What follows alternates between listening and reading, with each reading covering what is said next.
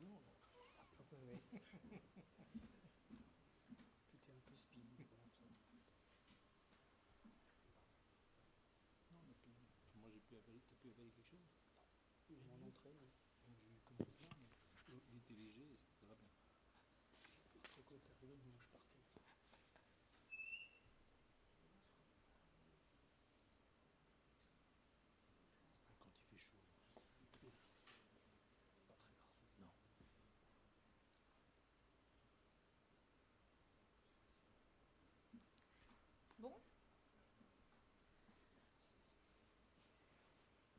Thierry, est-ce que tu peux juste me dire quand c'est bon en haut pour la régie? Ok. Eh bien, bienvenue à tous. Donc encore une fois à ceux qui sont présents ou qui nous rejoignent en présentiel pour cet après-midi de conférence, et puis aussi à tous ceux qui vont nous suivre sur notre chaîne Piloprocess en live sur YouTube. Donc, je suis Leslie Huin, je suis co-responsable du MOOC Piloprocess, donc pilotage des organisations et processus métiers. Et on va aujourd'hui entamer cette deuxième session de la conférence annuelle. Maintenant, on peut le dire parce que ça fait 3 ans qu'on fait ça avec nos différents partenaires, sur la thématique de l'excellence opérationnelle et du process mining. Ce matin, on a traité l'approche processus dans le cadre des normes qualité. On traitera en deuxième partie de cet après-midi, un sujet un peu d'actualité, un tout petit peu d'actualité au niveau RGPD. Voilà, mais pour l'instant, place à l'excellence opérationnelle et au processus mining avec nos 4 intervenants qui ont accepté de venir partager leurs pratiques et leur expérience sur le sujet. Alors, pour faire un peu l'introduction de la présentation de cet après-midi, on va avoir 2 interventions pour introduire justement cette thématique avec Henri Chély, qui est secrétaire général du Club des pilotes de processus, qui va ouvrir le bal pour définir un peu l'excellence opérationnelle et sa place dans l'approche processus. Et Jean-Luc Argot, qui est directeur avant-vente chez Signavio, qui nous initiera plus spécifiquement au concept de process mining ou process intelligence. Et puis après, on aura 3 retours d'expérience. Donc Henri, pour le cas d'un opérateur télécom dans le cadre de l'amélioration de l'expérience client. Alain Bizienne-Tessadri, architecte de solutions chez Software AG France pour le pilotage et l'optimisation des processus métiers chez PSA Bank. Et puis Jean-Luc qui reviendra pour illustrer le cas d'un service client dans le cadre des télécommunications, enfin dans le secteur des télécommunications. Donc voilà, chaque intervenant aura la possibilité de partager ses bonnes pratiques, ses points de vigilance sur justement la mise en place de ce type d'approche. Et puis enfin, Emmanuel Ménager, président Exproperf, proposera une discussion autour de la contribution de l'excellence opérationnelle et du process mining à plus largement la performance globale de l'organisation. Et donc, tous les participants sont également invités à répondre à cette question. Je rappelle que durant la session, vous pourrez interagir avec nos intervenants. Donc, ceux qui sont présents avec nous aujourd'hui pourront poser des questions, mais également ceux qui sont à distance sur Twitter avec le hashtag Piloprocess et également sur le chat de YouTube. Voilà, on essaye de suivre le fil pour que vous puissiez interagir même à distance avec nos différents intervenants. Donc, je vais maintenant laisser la place. On commence avec un petit quart d'heure de retard. C'est le fameux quart d'heure lyonnais, n'est-ce pas? Et on va donc démarrer tout de suite avec Henri Chély qui va nous parler de l'excellence opérationnelle et de l'approche processus.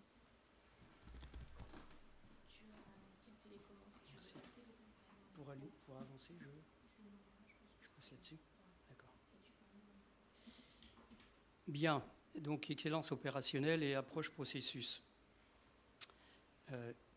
Ce qui importe évidemment, avant tout, c'est de se dire l'excellence opérationnelle, c'est quoi? Finalement, pour une entreprise, c'est être efficace et efficience. Efficace, c'est-à-dire qu'elle atteint ses objectifs, et efficiente, c'est-à-dire qu'elle utilise les bons moyens adéquats pour réaliser ses activités au moindre coût, au moins pour l'entreprise. Mais une fois qu'on a dit ça, on comprend bien qu'il n'y a pas d'absolu. C'est-à-dire que pour mesurer son excellence opérationnelle, niveau d'excellence opérationnelle, on va en fait mesurer un certain nombre de choses et puis comparer les résultats qu'on va observer par rapport à un certain nombre de modèles qui peuvent être soit la concurrence, qui peuvent être des objectifs qu'on s'est fixés en interne ou que d'autres font pour la même activité, des choses de la profession, etc., etc., etc. Donc c'est toujours par comparaison qu'on pourra évaluer son niveau d'excellence opérationnelle. Et pour agir ensuite sur cette excellence opérationnelle, il faut agir à plusieurs niveaux. Il ne s'agit pas simplement de travailler sur les activités ou les procédures. On peut travailler sur les structures, on peut travailler sur les opérations, c'est-à-dire la manière dont les choses sont faites, bien sûr, dont les processus. Ensuite, la manière dont on s'est organisé et le contenu de la gouvernance. Et enfin, la manière dont on va gérer nos relations humaines. Tout cela peut jouer sur l'excellence opérationnelle. Alors, pour ce qui concerne les opérations, on considère, en tout cas nous au Club des pilotes de processus, mais je pense qu'on n'est pas les seuls, à considérer qu'en travaillant sur les processus, ça permet de répondre de manière efficace et efficiente aux demandes des différentes parties prenantes, c'est-à-dire les clients, les partenaires, les collaborateurs, l'administration, etc. En fait, parlant des processus, on s'est rendu compte qu'il y avait deux manières, deux niveaux d'approche des processus. Le premier, c'est quelque chose d'assez courant qu'on appelle piloter ces processus. C'est-à-dire que c'est une approche organisationnelle dans laquelle on va regarder, en général, pour des processus qui sont un peu cruciaux ou qui sont un peu sous-performants, on va mener une étude pour améliorer et éventuellement reconstruire ces processus critiques et qui est un enjeu fort. Donc on va choisir des processus et on va travailler sur ces processus. Mais il y a un deuxième niveau qui est piloté par les processus, c'est-à-dire considérer que dans la mesure où un processus qu'on considère, nous on en parlera tout à l'heure, de bout en bout, c'est-à-dire du client au client, on va pouvoir mieux répondre, ce qui est vraiment la préoccupation d'aujourd'hui, à la demande précise d'un client ou d'un partenaire ou autre, mais en tenant compte précisément de tout ce qui va se passer entre le moment où il a fait la demande et au moment où on va la satisfaire. Et là, on va mettre l'entreprise et le processus sous tension, d'accord ? Et pour cela, il y a quelque chose de très particulier qu'on appelle le pilote de processus, c'est-à-dire personne qui est nommé pour justement surveiller le processus, la marche de ce processus, décliner éventuellement la stratégie de l'entreprise ou contribuer à la définition de cette stratégie, et enfin piloter la mise en œuvre des actions qu'on aura définies pour justement améliorer son excellence opérationnelle. Alors quand on pilote les processus, c'est en fait, on va s'orienter vers le client. On considère que le client au sens large, on va assurer sa satisfaction d'un côté, mais en même temps, on va bien sûr assurer la rentabilité pour l'entreprise. C'est quand même important. Donc on va formaliser la chaîne des activités. Ensuite, on va améliorer l'ensemble des différents contributeurs. Donc on va les mettre ensemble, et c'est ça qui est original, pour qu'ils discutent ensemble, pour voir comment est-ce qu'on peut améliorer la manière dont ils travaillent personnellement et la manière dont ils enchaînent leurs contributions. Et enfin, comment est-ce qu'on va pouvoir satisfaire les objectifs fixés par la direction, qui peuvent être une réduction de délai, une réduction de coûts, une réduction des défauts constatés, etc. Maintenant, quand on pilote par les processus, en fait, là, on va vraiment remettre le client au centre des préoccupations de toutes les activités qu'on mène au sein de l'entreprise. Et ça, c'est la responsabilité du pilote de processus que de s'assurer que cela fonctionne. Donc, on va assurer, et ce qui est important, de manière permanente. Lorsqu'on pilote les processus, c'est quelque chose qu'on va faire une fois. Ensuite, on va regarder les performances tous les 6 mois, tous les ans, pas beaucoup plus. Alors que là, c'est de manière performance qu'on va maîtriser cette chaîne des activités. On va améliorer l'ensemble en coordonnant au sein d'une équipe processus l'ensemble de tous ceux qui, au sein de leurs différentes directions, contribuent à l'exécution de ce processus. Et enfin, à satisfaire, comme j'ai dit tout à l'heure, les objectifs stratégiques de l'entreprise. Qu'est-ce qu'il faut faire ? Qu'est-ce que chacun des contributeurs peut faire pour améliorer sa propre contribution et ainsi obtenir et satisfaire les objectifs stratégiques de l'entreprise ? Alors, si on compare ces deux façons d'aborder les processus, en fait, on va se rencontrer qu'il y a d'abord une différence dans l'orientation stratégique. Dans le premier cas, piloter les processus, on va simplement avoir une volonté d'améliorer ces processus, avec en général l'organisation existante, avec des petites modifications. Lorsqu'on pilote par les processus, c'est une nouvelle manière de manager l'entreprise, c'est-à-dire que non seulement dans le tableau de bord de l'entreprise, on va trouver des données qui sont liées à l'activité de chaque direction, mais là, en plus, on va y intégrer l'ensemble des paramètres de performance du processus lui-même. Son délai, sa qualité et tout un tas d'indicateurs qu'on aura définis. Dans la surveillance des processus, comme je vous le disais tout à l'heure, dans le cas du pilotage des processus, on va travailler au coup par coup, alors que là, on travaille de manière performante, de telle sorte que la performance qu'on a définie un jour se maintienne continuellement et voire s'améliore parce qu'on aura constaté des petits problèmes. L'implication des acteurs, donc, chacun va travailler dans le cas du pilotage des processus dans son propre silo, chacun va chercher à améliorer ce qu'on lui aura demandé d'améliorer, alors que dans l'autre cas, on va en fait chercher à y avoir de la coopération transverse au sein de l'entreprise et le pilote de processus va être celui qui justement va impulser, va travailler à un niveau de management fonctionnel et non plus hiérarchique et c'est vraiment une mission très importante. Enfin, en culture d'entreprise, dans le cas du pilotage des processus, il n'y a pas vraiment de changement significatif, alors que dans l'autre cas, on va pouvoir développer quelque chose dont on sait que c'est très important aujourd'hui, la collaboration, le coopératif et une orientation client forte. Alors au plan concret, on va retrouver pour le pilotage par les processus des choses qu'on aura vues, l'orientation client, on va pallier aux limites que toutes les entreprises reconnaissent dans une organisation verticale dite en silo, donner une meilleure vision transversale au traitement du besoin client, c'est-à-dire pouvoir suivre son parcours client, voir son expérience client à travers les processus qu'il va emprunter. Ensuite, on va donc rechercher en permanence l'amélioration, et c'est le mot permanent qui est important ici. Installer une culture de progrès permanent, c'est-à-dire qu'on ne va pas se contenter d'un résultat à un instant donné, mais continuellement, on va toujours se poser la question, est-ce qu'on peut améliorer, est-ce qu'on peut faire mieux, est-ce qu'on peut simplifier pour la sécurité, pour les risques, etc. Et en fait, et là, on va contribuer beaucoup plus aux orientations stratégiques, puisque justement, on va pouvoir, par les processus, orienter également la manière dont les stratégies d'entreprise vont pouvoir se développer et donc affecter notamment les budgets qui vont être affectés à certains processus pour pouvoir les améliorer parce qu'on considère que c'est important.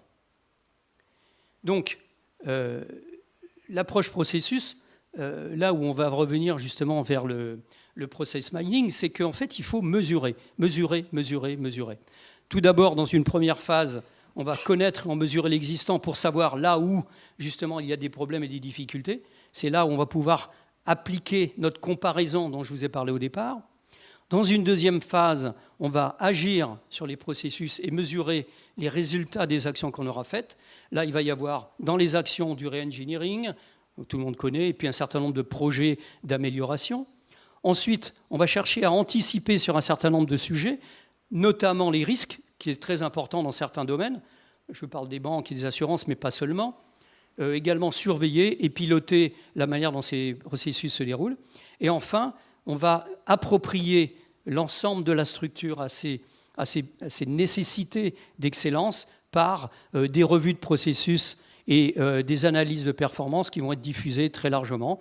Et enfin, en troisième étape, on va, une fois que tout cela est fait, optimiser la performance et toujours l'améliorer pour ne pas qu'elle tombe et qu'on ait des performances comme des montagnes russes.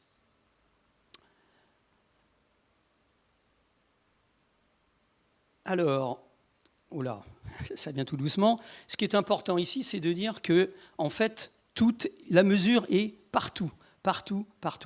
Dans un premier temps, lorsqu'on va vouloir améliorer la qualité de fonctionnement, il va bien falloir la mesurer. Si on veut réduire les coûts, il va bien falloir les connaître. Si on veut prendre en compte le risque opérationnel, là, c'est plutôt effectivement de l'ordre de où est-ce qu'il y a des risques, quelles sont la nature des risques. Et là, c'est le processus, on va l'analyser dans son contenu, pas tant dans sa performance, mais de manière globale, la performance opérationnelle du processus doit être mesurée.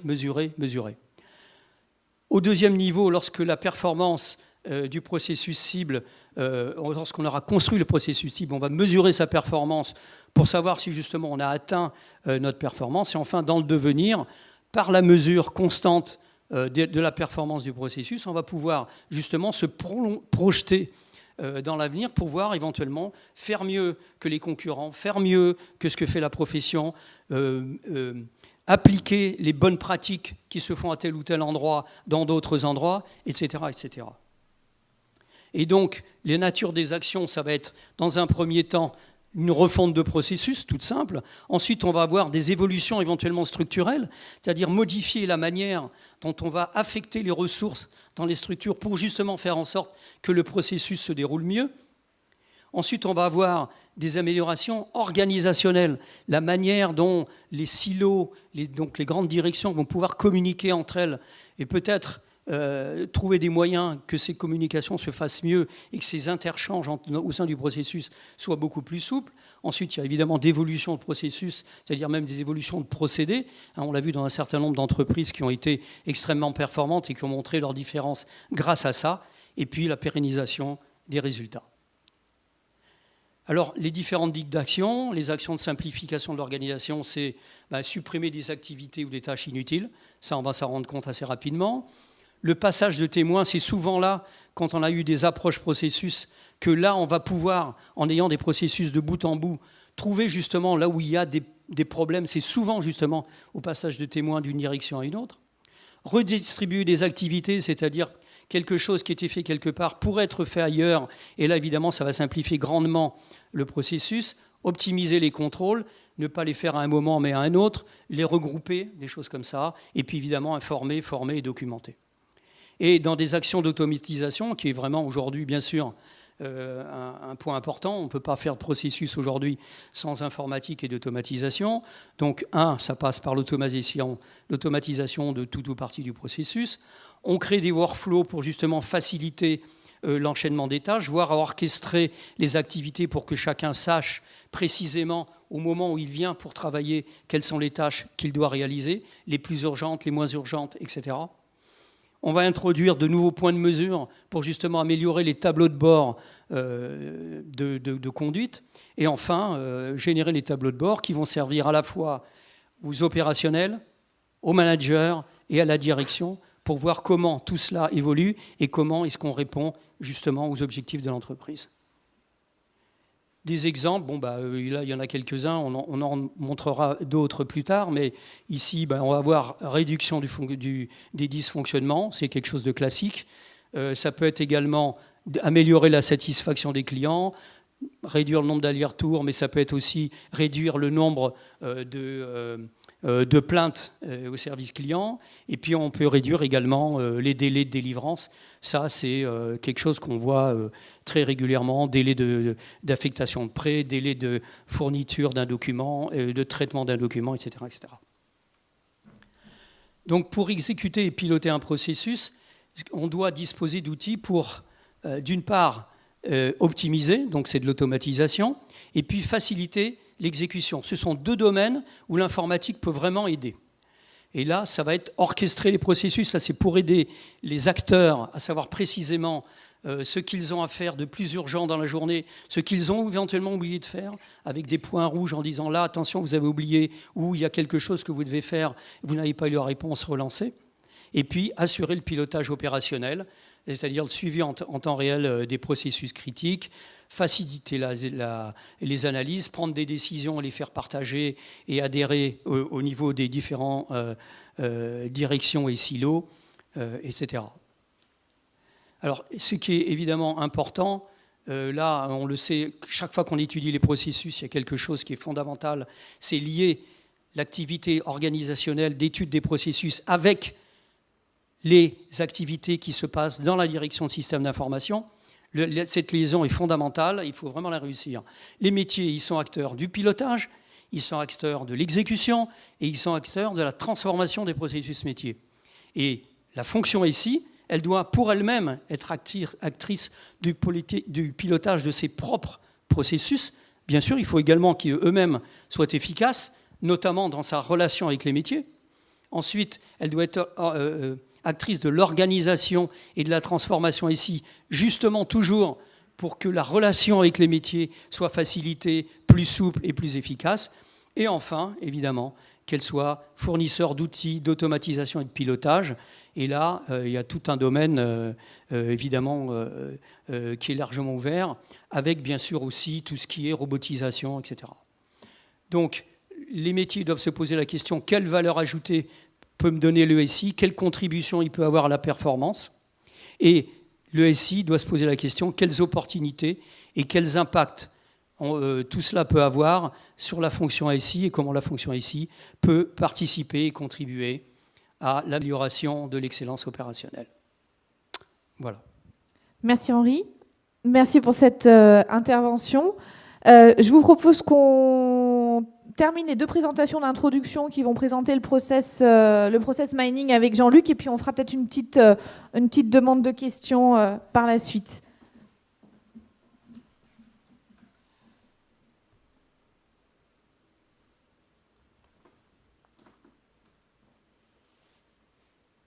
C'est ça.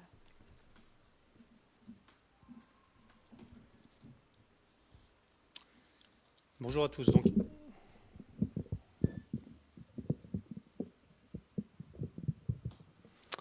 effectivement, on va parler du process mining. Alors, je vais un peu illustrer effectivement ce qu'a dit Henri.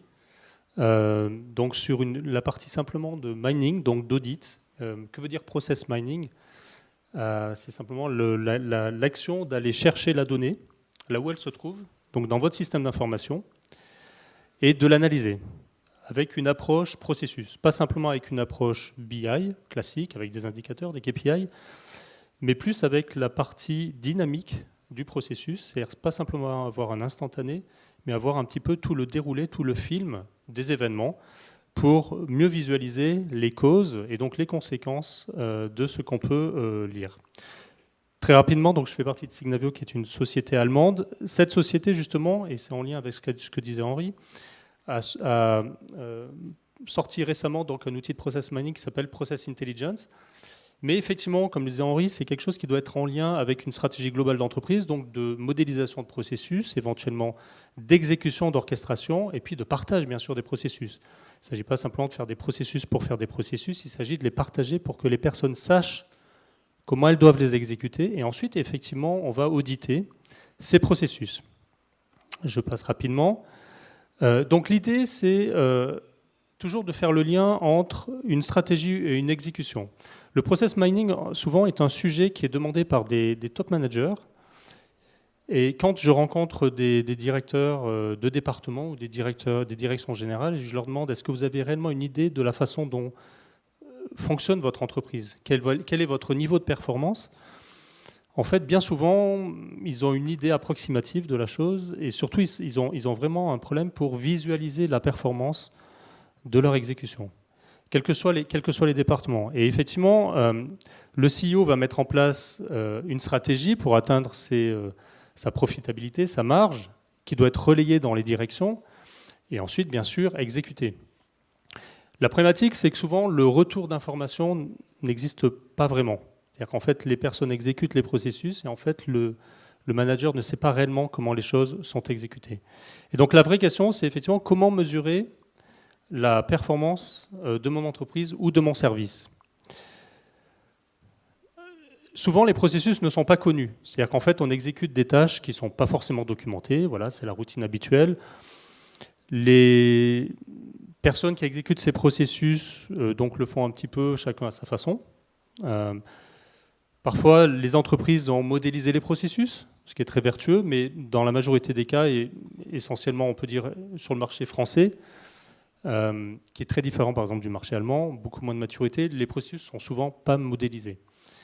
Donc, la question qu'on peut se poser, c'est, voilà, est-ce que j'ai une exécution qui est tout le temps similaire? Est-ce que mes tâches sont toutes bien exécutées? Est-ce que mes tâches sont exécutées dans le bon ordre, dans le bon timing? Est-ce que je n'ai pas des tâches parasites qui vont être exécutées dans mon processus? Est-ce que je n'ai pas des retours arrière, etc. etc. Souvent, quand on veut auditer des processus, aujourd'hui, comment on fait? On va appeler une boîte de conseil qui va dépêcher des consultants pendant 6-8 mois, qui vont faire passer des workshops aux personnes des différents services, services paye, services RH, etc. Souvent, c'est très stressant. Vous aurez une vue partielle des choses, puisque effectivement, chacun, mais de bonne foi, n'a qu'une connaissance partielle de l'exécution des processus. Et puis, c'est souvent des études qui sont tellement longues qu'elles ne sont pas répétables. C'est-à-dire que quand l'étude se termine au bout de 3 à 4 mois, vous n'allez pas en redémarrer une. Donc en fait, on est plus dans une approche de bilan que réellement dans une approche d'amélioration continue. Il y a un manque de répétabilité. Et puis, les données ne sont pas exhaustives. C'est-à-dire qu'en fait, chacun a une vision très partielle. Donc on n'a ni exhaustivité, ni répétabilité, ni fiabilité de la donnée. Et en même temps, en plus, c'est assez stressant. Lorsqu'on veut aujourd'hui analyser un état de fait, on a donc des outils de BI. Quelle est la différence entre les outils de BI et le process mining? L'outil de BI va avoir une approche KPI. Donc c'est un instantané. Donc pas de vision temporelle. On peut donc très difficilement analyser la cause. Souvent, c'est aussi des outils un petit peu complexes qui font appel à des data scientists, parce qu'on va devoir analyser des signaux forts, des signaux faibles. Voilà. Dans toute l'amas de données que l'on a, il faut être capable de sortir réellement la donnée qui est intéressante pour l'analyse que l'on va faire. Et au final, donc, c'est aussi des projets qui peuvent être assez longs et qui donnent une vision partielle et en tout cas simplement instantanée.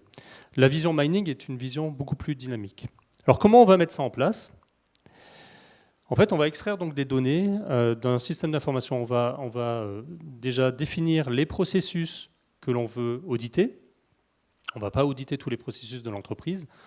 On va auditer les processus à plus forte valeur ajoutée.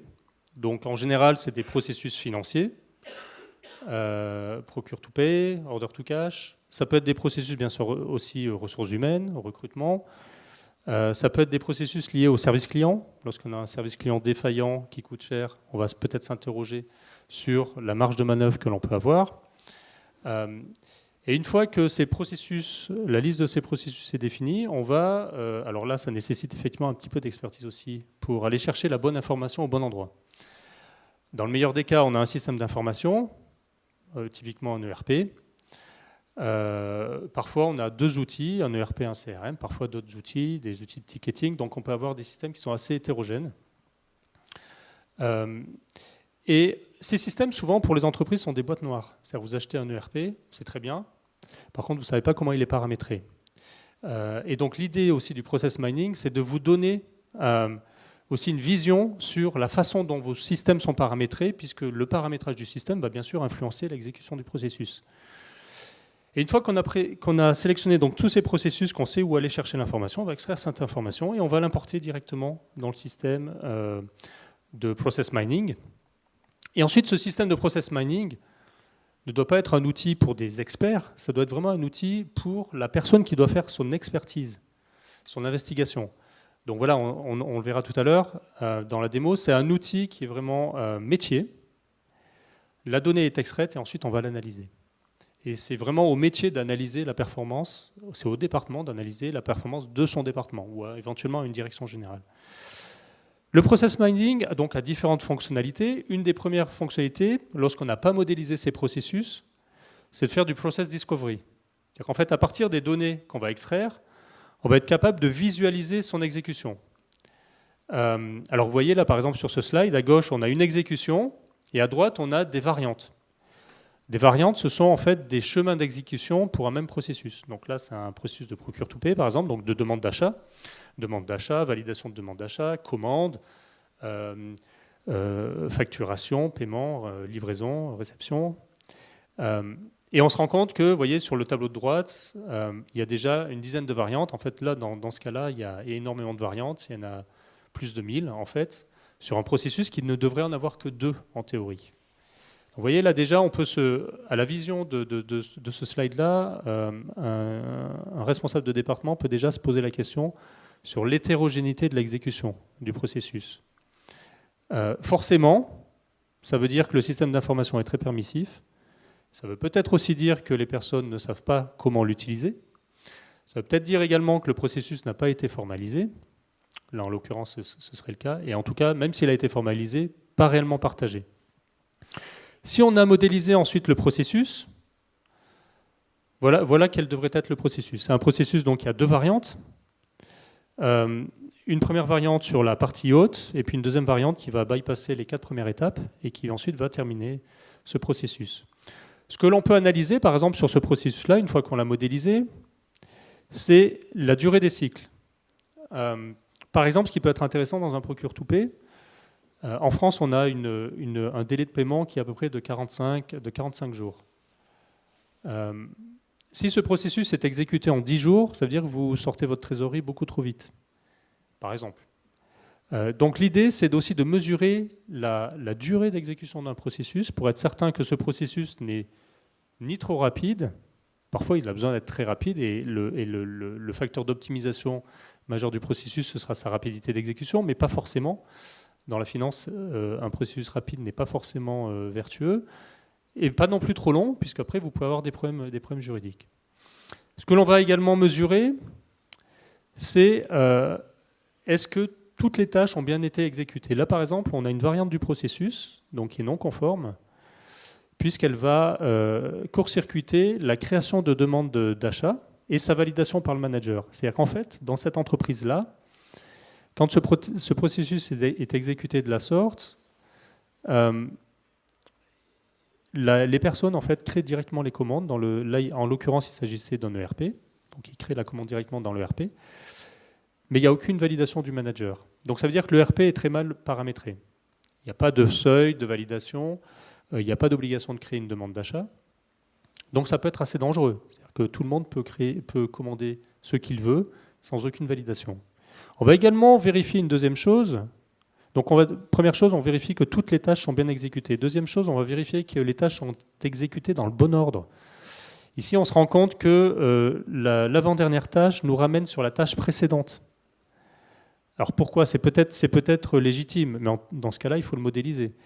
Mais si ce n'est pas légitime, il faudra reparamétrer le système d'information et en tout cas comprendre pourquoi l'utilisateur fait ça dans le cadre de cette exécution. Troisième cas, on va créer des tâches qui sont non conformes. C'est-à-dire qu'en fait, on fait des exécutions dans le système d'information qui n'ont pas été modélisées au départ. Idem, ça veut peut-être dire que le modélisateur s'est trompé dans sa modélisation. Donc là, le cas idéal, c'est que le modélisateur soit également la personne qui exécute. Donc par exemple, quelqu'un du service achat. Comme ça, il peut corriger directement son processus et cette tâche non conforme devient conforme. Ou alors cette tâche non conforme doit être vraiment supprimée. Et dans ce cas-là, effectivement, même chose, on va reparamétrer le système, faire passer l'information auprès du personnel pour que cette tâche disparaisse. Et donc vous voyez qu'en fait on a vraiment, alors là c'est une vue très, très partielle, mais l'idée c'est vraiment donc d'avoir une vision exhaustive de la donnée. Donc là avec le process mining vous aurez vraiment la vision de tous vos processus, selon toutes les données bien sûr qui auront été extraites du système d'information. Et puis vous aurez vraiment une répétabilité parce qu'en fait une fois que vous avez câblé votre outil de process mining, en fait, les techniciens n'ont plus rien à faire. C'est simplement le métier qui va réauditer à intervalles réguliers, toutes les semaines, tous les mois, tous les trimestres, le bon fonctionnement de ces processus. Et dans une approche d'amélioration continue, en fait, on va faire ces audits et petit à petit essayer de supprimer toutes les tâches qui sont non conformes, accélérer, ralentir, ou en tout cas être dans le bon timing au niveau du processus, faire en sorte que toutes les tâches soient exécutées et soient exécutées dans le bon ordre.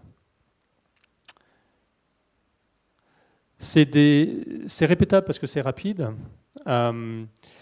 c'est répétable et exhaustif, puisqu'on a toutes les informations extraites du système, contrairement effectivement à une approche traditionnelle de consulting.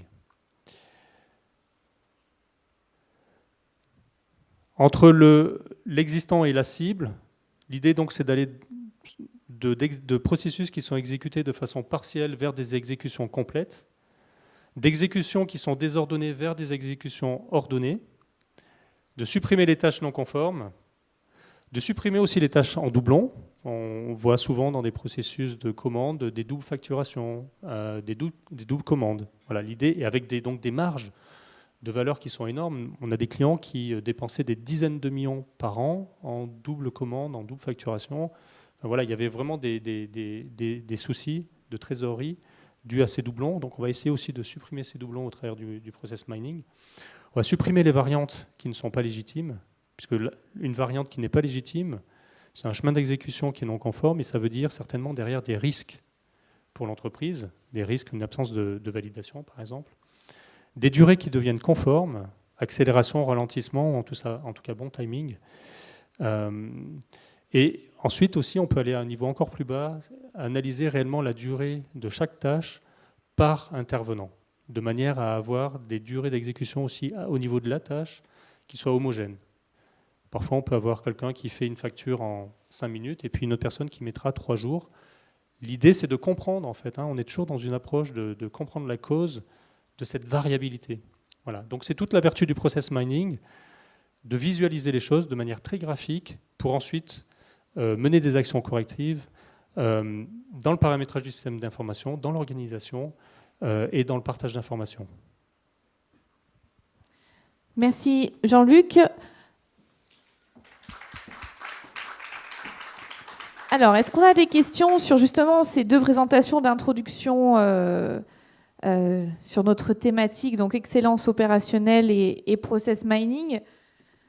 On fait un petit peu un focus par rapport à ceux qui étaient là avec nous ce matin, justement sur ce fameux mapping qu'on peut avoir avec le système d'information, ce travail sur les indicateurs. Et on avait vu ce matin dans l'approche globale qu'il y avait à un moment donné un besoin de mesurer pour comprendre quoi optimiser, comment optimiser. Ben là, on fait un petit peu, c'est vrai, un focus sur cette partie-là. Alors, est-ce qu'il y a des questions? Ce n'est pas une obligation. On peut passer après à nos 3 retours d'expérience sur le sujet. Oui, alors.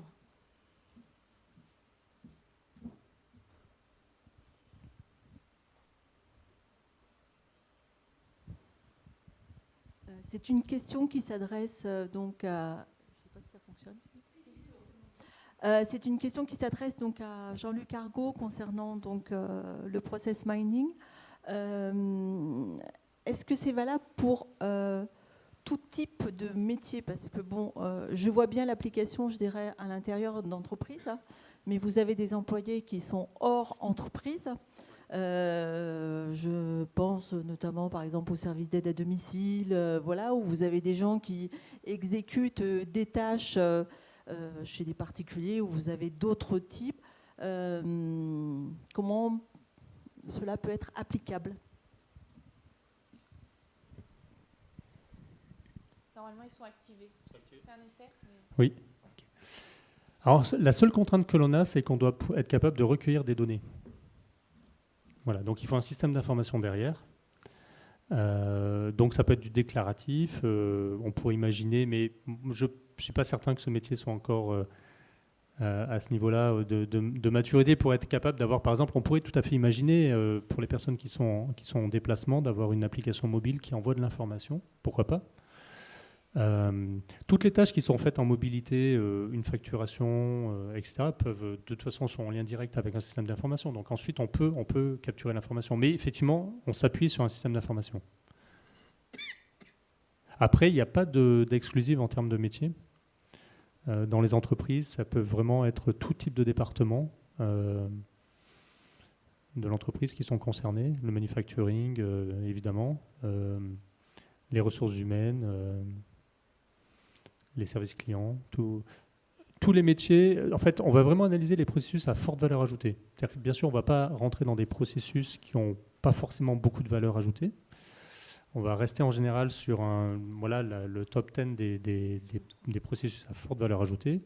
Donc une valeur, c'est soit une valeur financière, soit une valeur en termes de risque. Parce que derrière, un risque peut amener une pénalité, donc un problème financier. Et où ça peut être une valeur qui est propre à l'entreprise. Voilà, l'entreprise a besoin de se réorganiser pour une raison X ou Y, et donc on va faire un audit de certains processus dans cet objectif-là.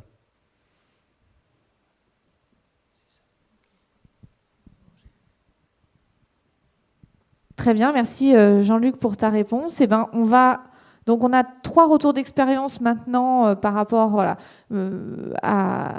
l'expérience de nos différents intervenants, par rapport à un outil, par rapport à de la méthode. Donc on va démarrer avec Henri qui va vous parler d'un opérateur télécom.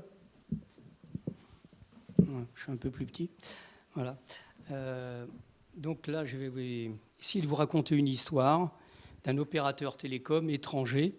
Et j'espère qu'il y aura là-dedans des choses que vous pourrez et qui doivent vous intéresser, soit dans votre métier, dans ce que vous voulez apprendre à savoir sur le sujet que nous traitons. Alors, en fait, cet opérateur, il dispose de 2 trésors. Le premier, c'est un marché qui est composé de 2 segments, qui a à peu près 4 millions de personnes qui travaillent en gros dans un mode occidental, comme vous et moi. Et puis, il y a 20 millions de personnes qui travaillent sur un mode de vie plus traditionnel et qui vont avoir plutôt tendance à travailler sur du prépayé ou des choses comme ça. Et le deuxième trésor, c'est le réseau qu'ils ont construit, et dont les processus de production sont en grande partie externalisés, comme ça se fait aujourd'hui, beaucoup. Entre les deux, pour aller vendre des services, donc on a des canaux de vente. Dans les canaux de vente, on a d'abord des points de vente sur tout le territoire, et là, c'est, comme vous pouvez l'imaginer, surtout du prépayé. Ensuite, vous avez des boutiques. Alors, j'espère que prépayé et post-payé, ça vous parle. Prépayé, c'est quand on n'a pas d'abonnement, on a une carte, on l'utilise, et puis quand on a fini de l'utiliser, il faut en acheter une autre. Et le post-payé, c'est vous avez un abonnement et vous consommez, et c'est votre abonnement en fait qui vous facture en fonction de votre consommation ou d'un coût prévu à l'avance. Voilà. Donc il y a un réseau de boutiques qui est tourné plutôt vers le post-payé, donc plutôt vers des abonnements. Et il y a un canal web qui permet sur tout le territoire de faire du post-payé pour les gens qui sont un petit peu partout et qui n'ont pas nécessairement un point de vente à côté d'eux. La situation qu'on rencontre, c'est une érosion des marges, donc il faut essayer de comprendre pourquoi, et surtout une dégradation de l'image, c'est-à-dire que la qualité et les services rendus ne sont pas bons. Et donc, comment est-ce qu'on intervient? Alors pour intervenir, et c'est là on va voir que la mesure est très importante, on a une démarche en 2 étapes. La première étape, qui est en gros ce que on a appelé tout à l'heure le BI, c'est-à-dire on va analyser les données de mesure existantes. Il y a des choses qui arrivent, on va les mesurer. Ensuite, ça c'est l'étape 1, ensuite on va avoir une interface qui va se dire, compte tenu des mesures, quelles sont les mesures que l'on peut obtenir et qui s'avèrent être critiques. C'est-à-dire on considère que celle-là, si les clients ne sont pas contents, c'est parce que là, on n'est pas bon. Ou c'est parce que ça ne marche pas. Ou parce que le délai, là, n'est pas bon. Et donc, on va, à partir de ces réunions d'évaluation, qui sont très peu nombreuses en général, avec des experts, on va choisir des actions dans les domaines où il y a effectivement quelque chose qui pose problème et qui doit être traité particulièrement. Donc on agit là où l'impact est significatif. Ce qui est très important ici, et c'est ce que tu disais tout à l'heure, c'est qu'il ne faut pas avoir une démarche exhaustive là. Il faut d'abord travailler sur ce qui est le plus important. Et puis le reste, on verra après. Donc la première étape de la transformation, c'est une exploitation systématique des mesures existantes. On prend ce qu'il y a. On fait remonter toutes les informations en provenance de l'outil de production, puisque c'est là, il se trouve que c'est un réseau, mais ça pourrait être n'importe quoi, dans une usine de production ou dans un service informatique ou autre. Donc là, on va pouvoir installer également des sondes, ce qu'on appelle des call traces, c'est-à-dire qu'on va pouvoir aller regarder à des moments donnés dans le processus ou dans des choses qui sont exécutées, des données qui vont remonter. On peut avoir des agents embarqués, par exemple, sur des téléphones portables. Alors, il se trouve que ça se fait beaucoup, évidemment, dans le téléphone mobile. Ça ne se fait peut-être pas beaucoup ailleurs. Et puis, dans le SI. Le SI aussi a beaucoup de données et toutes ne sont pas toujours remontées. L'objectif, c'est d'abord de mieux comprendre comment le réseau, qui est une des grandes valeurs, va servir les clients, qui sont les deuxièmes valeurs. Et ensuite, comment faire pour que l'organisation soit end-to-end, du client au client. On part du client, on va dans le réseau, puis on va au client. Avoir conscience de ça et savoir comment on peut mieux, grâce finalement à ce processus end-to-end, servir ce client et améliorer nos performances. Et donc ces données, comment elles sont exploitées? Donc d'abord par des analyses, par des experts, parce qu'on travaille beaucoup dans la technique là quand même, et par des clients et des opérateurs. Les clients qui viennent dire justement les problèmes qu'ils ont rencontrés et comment ils l'ont vécu. Et ensuite, on va utiliser des modèles statistiques. Alors là, c'est des modèles du libre, le R étant des outils qui permettent de faire des corrélations, des choses comme ça, qui sont du domaine du libre. Ensuite, on a pu identifier grâce à ça, dans l'exemple l'histoire que je vais vous raconter, 3 grands axes de progrès. Le premier, on va optimiser l'outil de production. On va louer des ressources là où, en fait, il s'avère qu'il n'y en a pas assez pour rendre le service au bon niveau. Ensuite, on va identifier des modèles là où, éventuellement, ça marche mieux. Et donc, on va prendre ces modèles et on va essayer de les appliquer ailleurs. On va améliorer la relation client en améliorant l'assistance et le dépannage aux incidents. On va essayer de leur faire du upselling, c'est-à-dire leur vendre, là où ils ont déjà un service, quelque chose qui va justement leur permettre d'améliorer le service qu'on leur rend. On va regarder aussi la segmentation dont je vous ai parlé au départ. Est-ce que c'est vraiment la bonne et est-ce que vraiment c'est comme ça que le marché répond?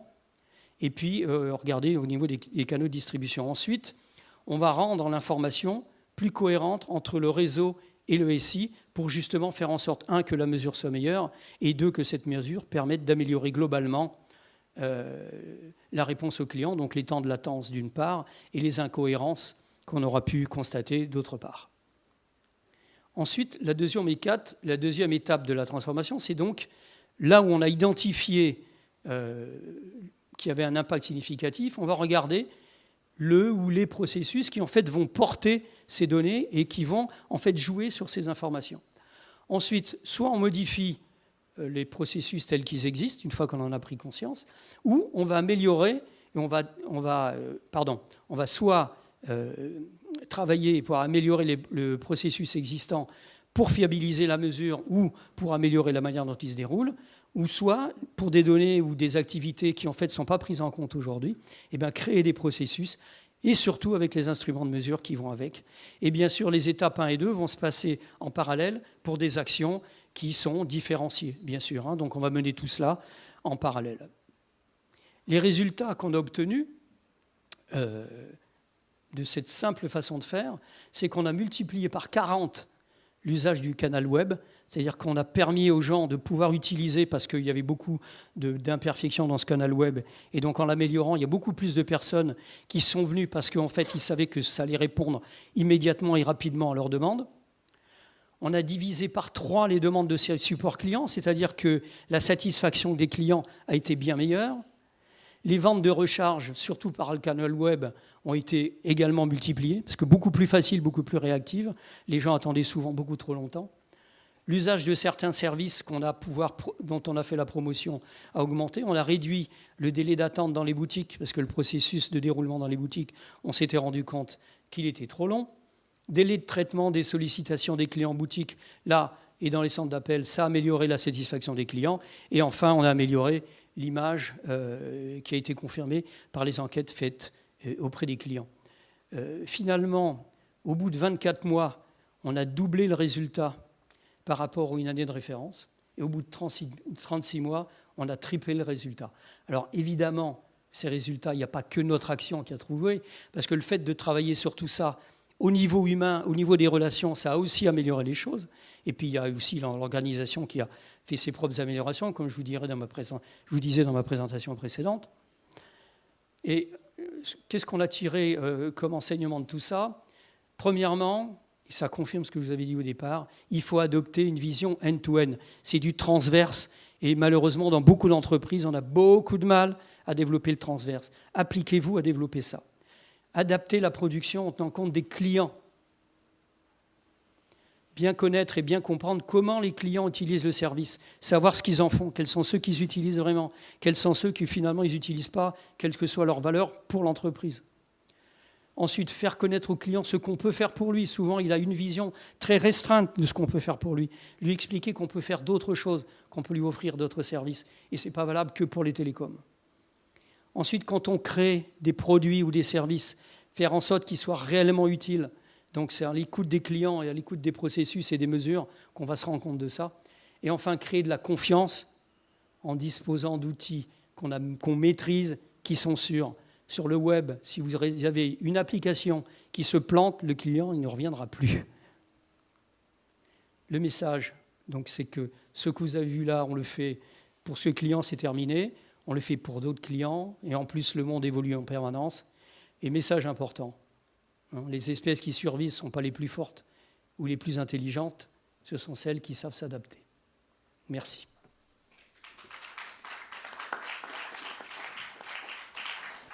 Merci Henri pour cette illustration. On va passer à la présentation d'après. Alors, il faut que je jongle un petit peu. C'est ça. Alors, par contre, là, attends, plein écran, il faut que je te le sorte.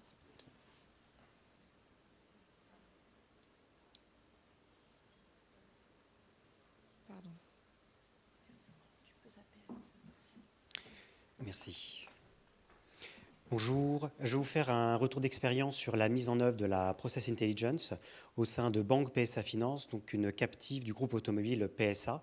Donc c'était le rôle que j'occupais d'architecte des processus avant de rejoindre l'éditeur des solutions, donc Software AG, en tant qu'avant-vente. Alors je vais d'abord vous parler un petit peu de la raison de la Process Intelligence telle qu'elle était vue au sein de Banque PSA Finance. Il y a beaucoup de démarches qui sont souvent lancées dans les entreprises pour améliorer les processus. Alors, certes, Banque PSA Finance avait modélisé ces processus avant de lancer l'amélioration par cette démarche outillée. Et donc, ce que je vous montre ici, c'est qu'en fait, on peut attaquer l'amélioration des processus par différents points. On peut faire de la reconstruction de processus par du process mining, qu'on va ensuite comparer avec les processus tels qu'ils ont été modélisés, ou on peut partir de processus modélisés. Ce qui est important, c'est qu'en fait, on initie une démarche, une route d'éming, enfin une démarche en tout cas vertueuse, où on va à chaque fois, par chaque cycle, chaque tour de roue, améliorer la performance de son entreprise. Donc c'est un processus d'amélioration continue qui a été lancé donc, au sein de Banque PSA Finance après modélisation des processus. Quand on parle donc de process intelligence, de process mining, il y a différents éléments à prendre en compte. On les a vus un petit peu. C'est de quoi est-ce qu'on parle, quel processus on va mettre sous tension. Donc c'est ce que moi j'appelle le processus discovery. De quoi parle-t-on? Comment est-ce qu'il est exécuté? Donc il y a certes la reconstruction, mais ce qui est intéressant, c'est que le moteur que nous avons utilisé, Harris PPM, Performance Process Manager, vous propose des axes d'amélioration, des facteurs influents sur le KPI que vous mesurez. J'y reviendrai un petit peu. Donc l'outil vous propose, même si vous avez des débats d'experts, il va pouvoir un petit peu orienter ces débats, factualiser le débat sur des dimensions, des caractéristiques des dossiers de financement qui avaient leur impact sur la mesure. Autre fonctionnalité que nous avons utilisée, c'est le benchmark, puisque Banque PSA a un certain nombre de filiales et on a pu comparer les différentes filiales.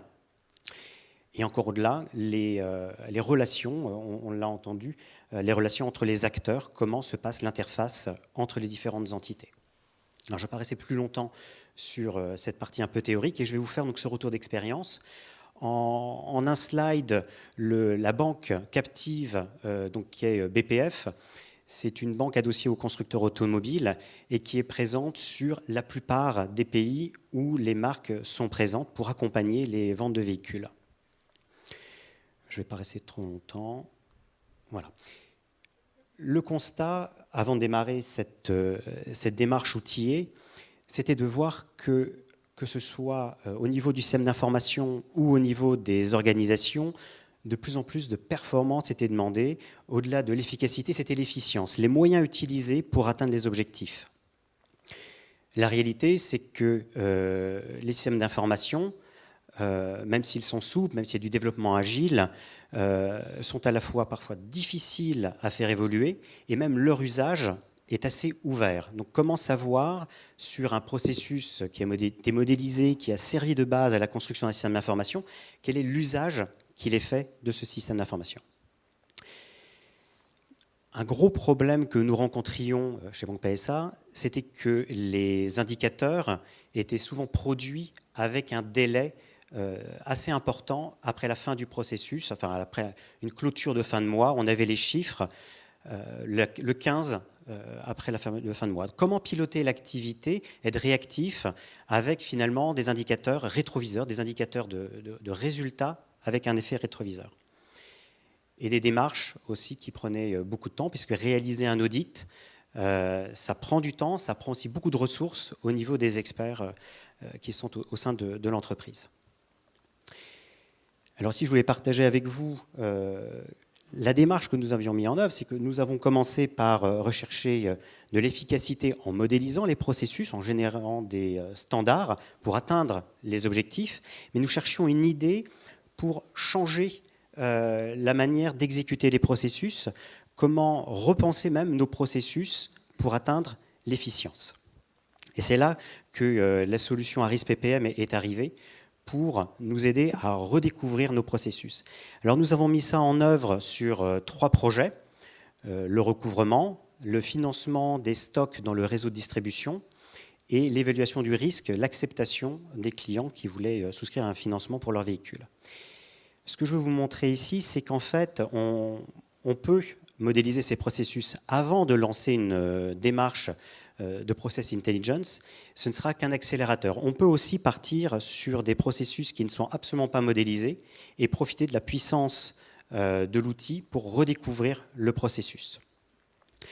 Et donc là, nous avons mis en œuvre donc, sur 3 projets avec des maturités totalement différentes, du processus faiblement modélisé à un processus, le recouvrement entre autres, excessivement bien modélisé et bien connu. Et dans tous les cas, des apports de la démarche. Alors, je vais commencer par le recouvrement. Là, je vous montre la reconstruction. Alors, on l'a dit, le process mining ne peut fonctionner qu'à partir du moment où vous avez de la donnée dans votre système d'information. Que ce soit dans des bases de données, dans des bus, si vous êtes avec un bus d'échange dans l'entreprise ou dans l'entité dans laquelle vous êtes. À partir de cette donnée, l'outil va retrouver des événements. Et ces événements, pour reconstruire une vue métier, vont pouvoir correspondre à une ou plusieurs activités du métier. Si je prends au centre en bas la promesse, pour que le métier puisse bien comprendre comment se déroule son processus, on a mis en regard de cette promesse, événement en base de données, 2 activités, à la fois le fait qu'il y ait eu un contact du client et que ce contact client a donné lieu à une promesse. Donc, on travaille sur une représentation du processus métier.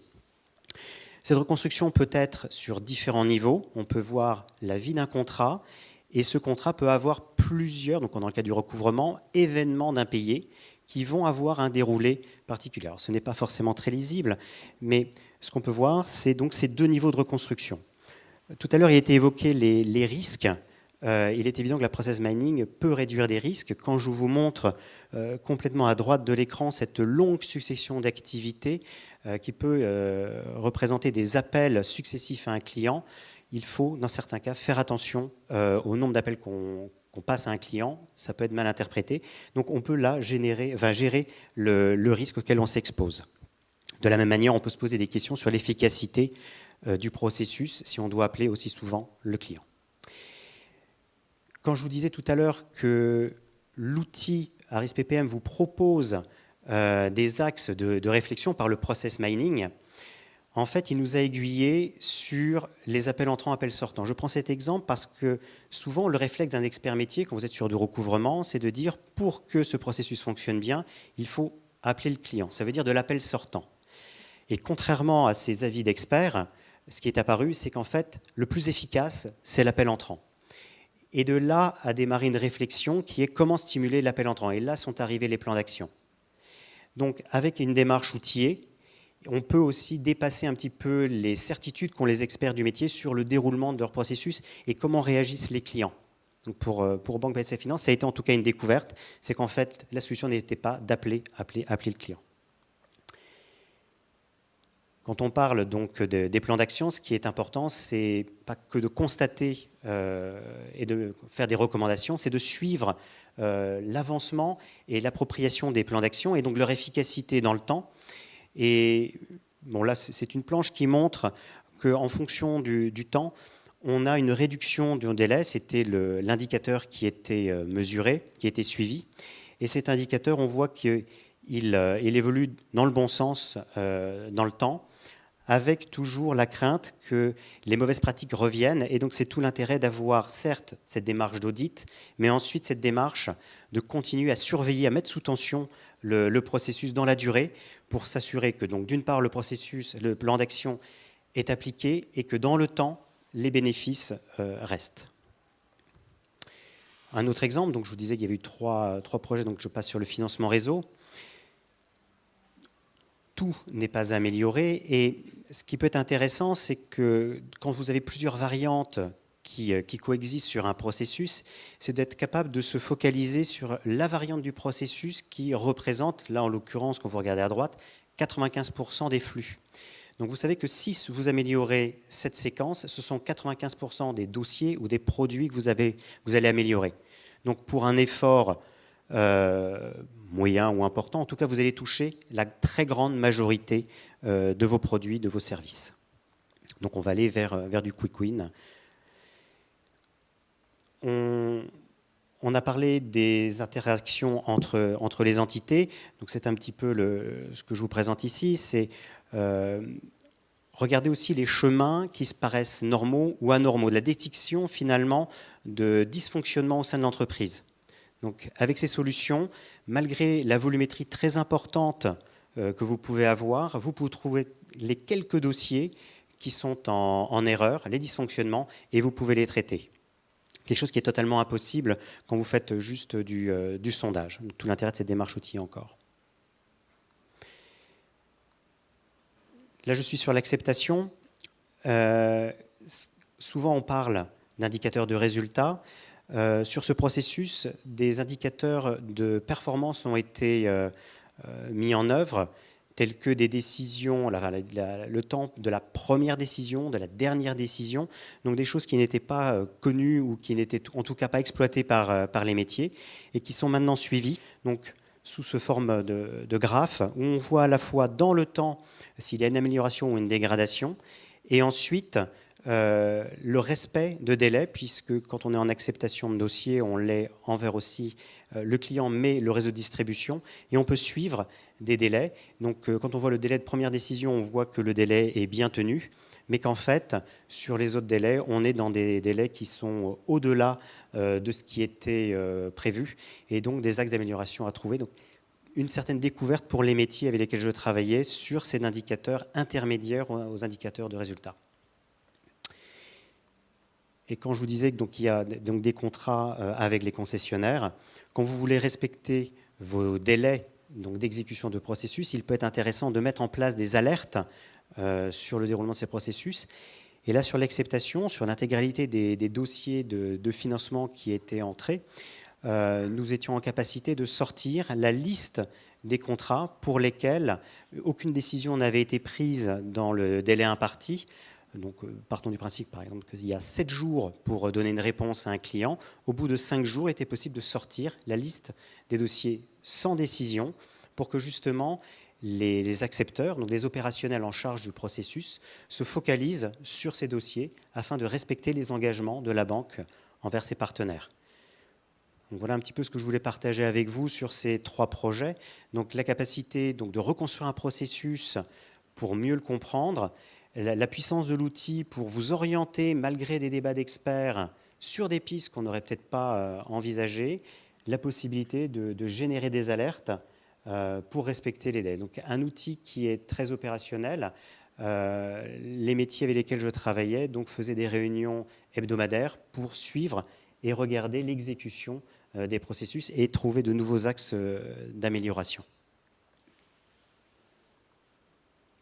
Alors, est-ce que vous avez des questions ?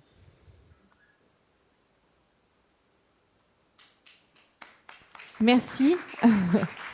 Ce que je vous propose peut-être, c'est de voir les 3 retours d'expérience, parce que comme ça, peut-être que les questions que vous allez poser, on pourra avoir des points de vue différents en fonction des 3 démonstrations ou illustrations. Donc, merci beaucoup. Et puis, alors, on va passer un petit peu plus en mode démo.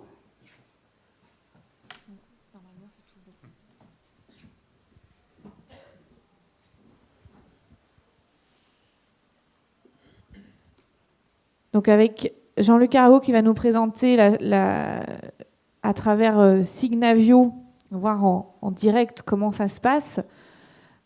On a vu avec Henri que c'est quelque chose qu'on fait depuis longtemps finalement, rendre nos processus intelligibles et mesurés pour les optimiser.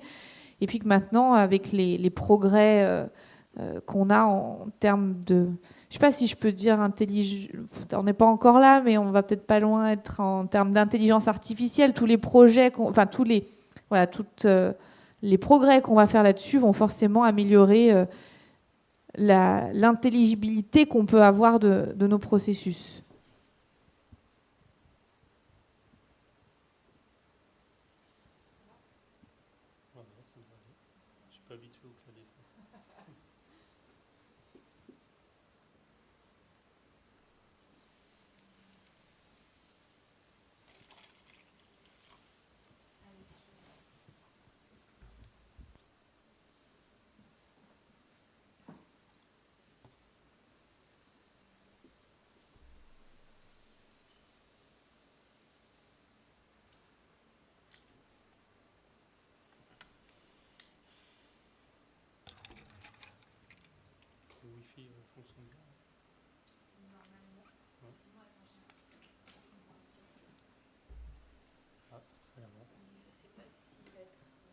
C'est bon, ça charge.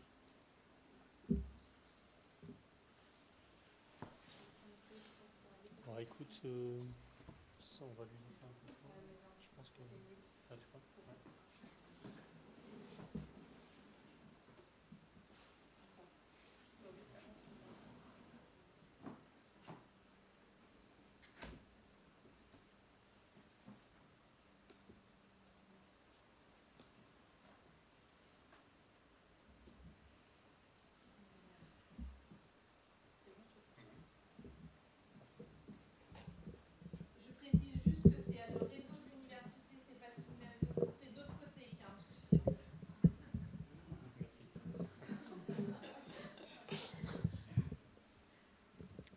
Alors oui, on va regarder une petite illustration d'un cas client. D'un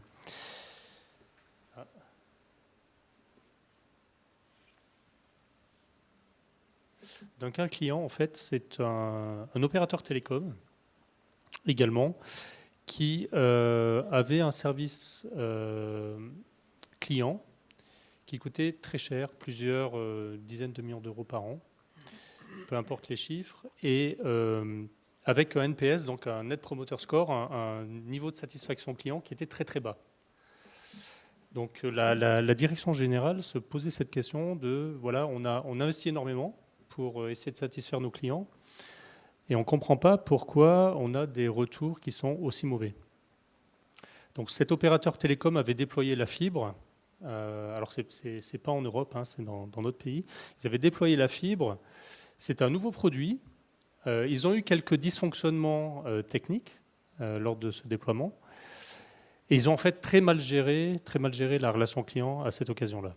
On va essayer de voir en fait comment ils ont analysé la chose. Alors c'est une vue assez partielle. Hein. Je vous montre que quelques graphiques.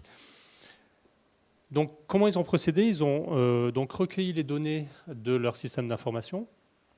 Donc outils de CRM, outils de ticketing, client, donc réception des appels, call center classique. Et ensuite, donc, ils ont essayé d'auditer ce processus de gestion de la relation client. Donc le constat était le suivant, effectivement, un coût qui était très élevé. Donc vous voyez ici, j'ai ce qu'on appelle une investigation. Une investigation, qu'est-ce que c'est? C'est simplement un angle d'attaque de l'analyse de mon processus. J'ai mon processus Customer Service, et avec Signavio Process Intelligence, une fois que vous avez rapatrié les données, ce que vous allez faire, c'est que vous allez analyser ce processus, et chaque personne peut l'analyser un petit peu différemment. Donc vous pouvez créer ce qu'on appelle, nous, des investigations, qui sont en fait des angles d'attaque, des analyses de ce processus. Donc le constat, un service client qui est très cher et qui est avec un NPS qui est très mauvais. Tout ce que je vous montre là, quelqu'un du métier peut le faire. Je vous montrerai à la fin comment j'ai écrit cette histoire-là. Donc en fait, tous les petits encarts que vous voyez sont ce qu'on appelle des widgets, donc des objets graphiques que vous sélectionnez et qui sont automatiquement complétés. Alors là, c'est du texte, donc j'ai saisi du texte. Mais dans tout ce qui est KPI ou graphique, quand on verra tout à l'heure, c'est automatiquement alimenté par le système. Alors, à la vue de ces problèmes-là de mauvaise satisfaction client et de coûts énormes, l'entreprise, elle a quoi comme choix? Soit elle fait rien. Bon, il y en a qui choisissent cette solution-là, pas forcément la meilleure. Soit ils partaient sur du consulting pour essayer de, comme on le disait tout à l'heure, d'interviewer et d'investiguer. Soit ils ont, et c'est la solution qu'ils ont choisie, d'automatiser la chose parce qu'en fait, il y avait une vraie urgence et ils voulaient vraiment avoir une exhaustivité de vue. Alors les objectifs étaient de faire du préventif. Donc la meilleure des choses, c'est d'éviter quand même que les appels arrivent au service client. Donc c'était aussi de comprendre pourquoi il y avait tous ces appels. C'était de résoudre le plus rapidement possible les cas lorsque quelqu'un appelait. D'éviter que des intervenants qui n'étaient pas nécessaires interviennent, puisqu'il y avait des coûts additionnels. On va voir lesquels. Et lorsqu'on faisait intervenir quelqu'un, de choisir le bon profil. Donc voilà, lorsqu'on veut tester une ligne, voilà, il y a différentes choses à faire. C'est des profils parfois très techniques, des profils un peu moins techniques parfois qui doivent intervenir. Voilà, donc l'idée, c'est vraiment de mettre le bon interlocuteur en face du client au bon moment. Et d'avoir effectivement un temps de résolution global qui soit satisfaisant pour le client. Donc en fait, on a analysé à peu près 8800 cas, donc appels clients. Et vous voyez, on a une première approche qui est un peu BI traditionnelle, c'est-à-dire qu'on a quelques KPI. Donc là, au travers de ces données brutes, ensuite vous pouvez filtrer et visualiser ces données selon l'angle d'attaque que vous souhaitez. Donc là, typiquement, on peut trier par région, ça peut être intéressant. D'où venaient les appels? On voit en majorité, ça vient de San Francisco. On peut se poser la question, pourquoi San Francisco? Pourquoi pas New York ou Boston? On peut aussi faire de l'analyse au travers de ces cas, donc les siloter par type de problème, problème de déconnexion, problème de perte de bande passante, par exemple.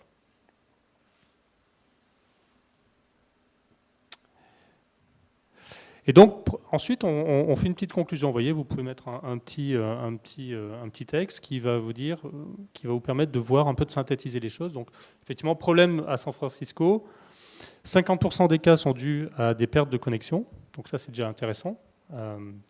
C'est peut-être le talon d'Achille.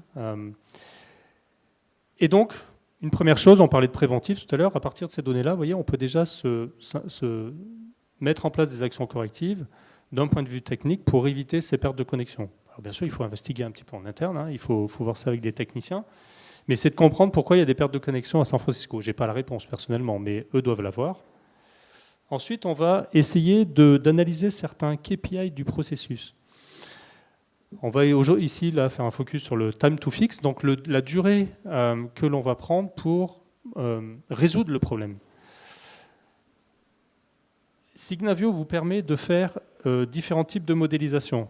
Alors, pardon, excusez-moi. Il n'y a pas de souris, donc je me suis un peu mélangé. Voilà. Différents types de modélisation.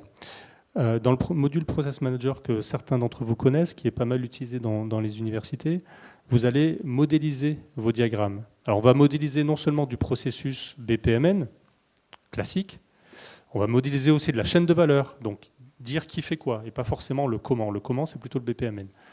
Et puis, on va aussi faire ce que l'on a fait là, c'est-à-dire la Customer Journey Map, le parcours client. Le diagramme de parcours client, qui est une notation Signavio, puisqu'il n'y a pas encore de notation standard sur le marché. Et là, vous visualisez en fait le parcours du client. Le client appelle, le client va appeler le standard. Et vous voyez, il y avait en KPI, il y avait un temps de prise d'appel de 10 minutes et un temps de résolution de 2 jours, que l'on voit ici. 10 minutes, 2 jours. Et là, à la fin, donc, le cas doit être décidément, j'ai du mal avec la souris. Donc 2 jours. Ensuite, qu'est-ce qu'on va faire? On va effectivement analyser ce temps de résolution et on va le décortiquer un petit peu. Au lieu de 2 jours, on est quasiment à 7 jours. Donc là, déjà, effectivement, on peut comprendre que les clients ne soient pas très satisfaits. Et puis, on va aller un petit peu plus dans le détail. On va regarder aussi, pourquoi pas, par région. Donc là, même chose, vous pouvez décortiquer une métrique selon différents axes, donc l'axe géographique. Bon, on voit que il n'y a pas forcément beaucoup de différences, c'est normal. Je dirais, à la limite, le service client est plus ou moins centralisé, donc il n'y a pas forcément beaucoup de valeur à faire ce genre d'analyse.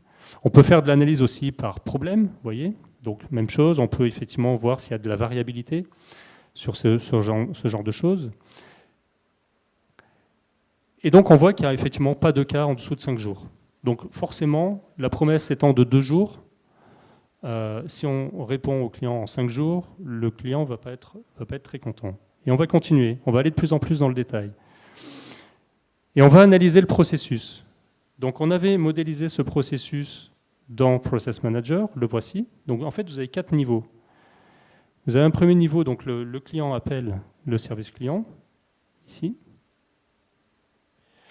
Premier niveau, donc le service client prend l'appel. Hein, ça rejoint le parcours client qu'on voyait tout à l'heure, qui était modélisé d'une manière un petit peu différente. Et puis, cette personne qui prend l'appel peut résoudre le problème. Donc, dans ce cas-là, on finalise le process directement, un petit échange avec le client. Ou alors, il va l'envoyer au niveau 2. Il va créer un ticket dans le système de gestion du client. Ce niveau 2 peut faire les vérifications nécessaires, résoudre le problème ou passer à un niveau 3. Niveau 3 qui va faire des tests de lignes, de reset de lignes, etc. Ils peuvent résoudre le problème. S'ils ne le résolvent pas, ils passent à un deuxième test. Si le premier est résolu, on s'en va. Et sinon, on va donc choisir un technicien avec le bon profil et l'envoyer sur place. Ce qui est important de voir ici, c'est que plus vous descendez, plus ça coûte cher. Donc l'idée, c'est de rester au niveau élevé. Si je passe au niveau 2, bien sûr, c'est un peu plus cher que le niveau 1, etc. etc. Et lorsque je dépêche en bas le technicien, pour aller voir un client, il va peut-être prendre une demi-journée. Et encore faut-il que ce soit le bon technicien qu'on dépêche sur place pour ce problème. Donc il y a aussi un problème de sélection en amont.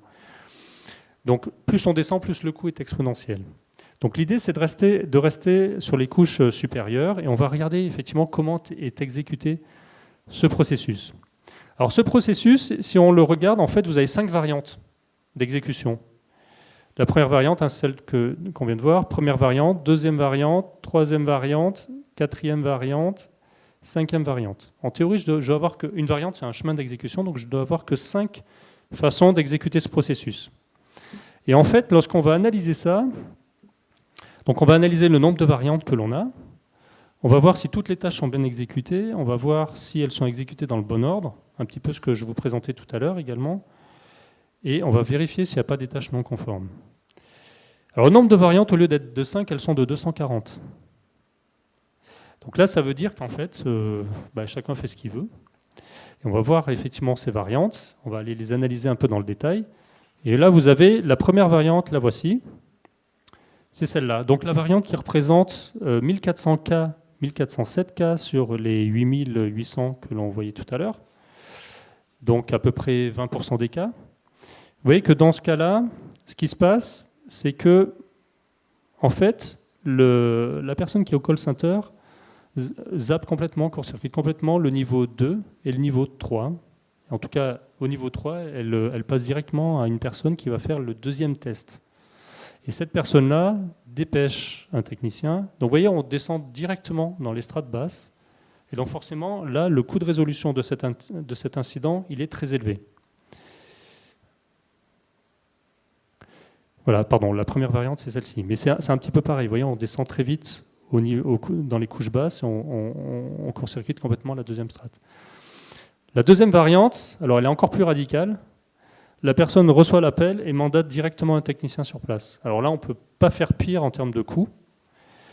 Et en termes de satisfaction, je ne suis pas certain qu'elle soit là, puisqu'en fait, la disponibilité de cette personne est sûrement pas forcément évidente, puisque c'est quelqu'un qui se déplace beaucoup, donc il doit avoir un agenda très chargé, et c'est beaucoup plus long que de répondre à un appel téléphonique. La troisième variante, voilà, la voici, etc., etc. Et vous en avez comme ça plus de 200, au lieu d'en avoir 5. En théorie, on devrait ici avoir sur le côté droit les 5 variantes, uniquement. Et donc, si on continue, dans l'analyse. Donc on se rend compte effectivement 240 au lieu de 5.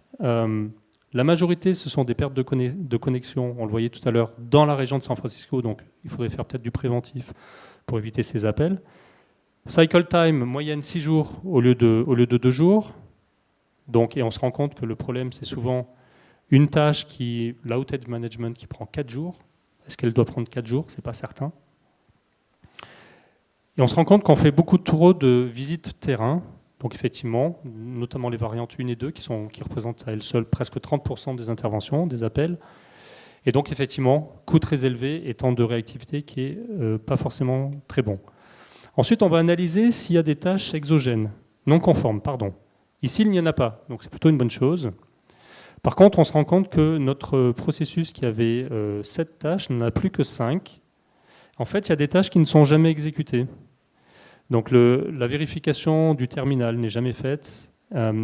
Et surtout, on s'est rendu compte que les critères de choix, la tâche qui permettait de sélectionner le technicien qui allait sur place n'était jamais effectuée. En fait, la personne qui recevait l'appel mandatait un technicien sans se soucier réellement du problème qu'il y avait.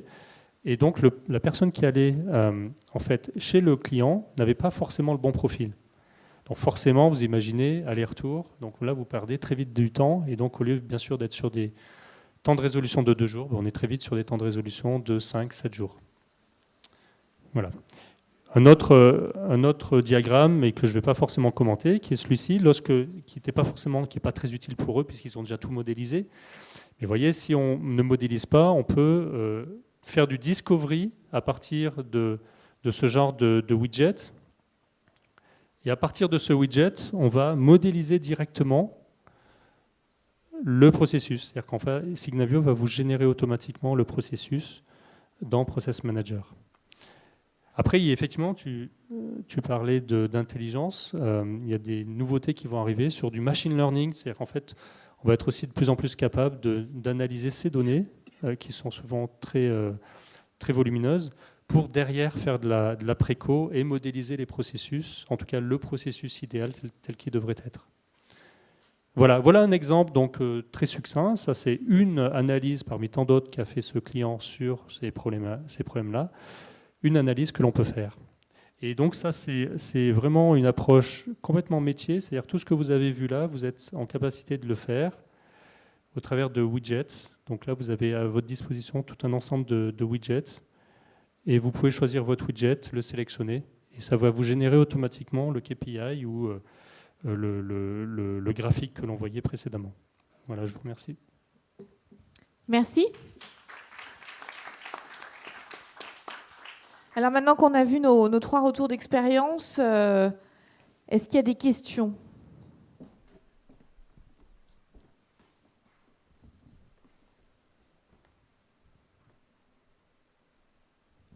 Merci. J'aimerais comprendre comment est-ce que vous faites le lien entre la tâche sur la cartographie BPMN, y compris la tâche qui n'existe pas, telle que vous nous l'avez montré tout à l'heure, et comment on détecte une tâche qui n'existe pas, et comment est-ce que vous faites ce lien entre la source de données et sa représentation graphique dans la cartographie de processus. Ouais, alors c'est une très bonne question, j'en ai pas parlé. Mais ce qu'on aurait pu faire là, c'est également, effectivement, quand on reçoit la donnée, en fait, quand elle est extraite, par exemple sous un format CSV, pourquoi pas, ce que l'on va faire, c'est qu'on va faire un mapping. Alors ça prend pas très longtemps, hein, sur ce diagramme-là, ça prend 2 minutes. En fait, d'un côté, on va avoir le graphe Signavio, le process Signavio, tel qu'il a été modélisé, par exemple. Et de l'autre, on va avoir la liste des tâches qui sont extraites du système d'information. Et on va faire du mapping. Donc par drag and drop, on va prendre les tâches et on va les assigner au processus. Donc mapping 1 sur 1. Et toutes celles qui n'auront pas été mappées sur le diagramme sont par définition des tâches non conformes.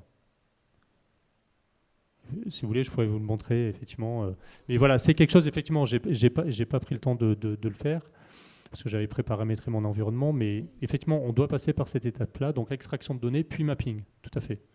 Il y a une contrainte de temps. Si on n'avait pas laissé beaucoup de temps, j'ai déjà vu des démos Signavio, ça peut durer des heures. Ouais, on peut, oui.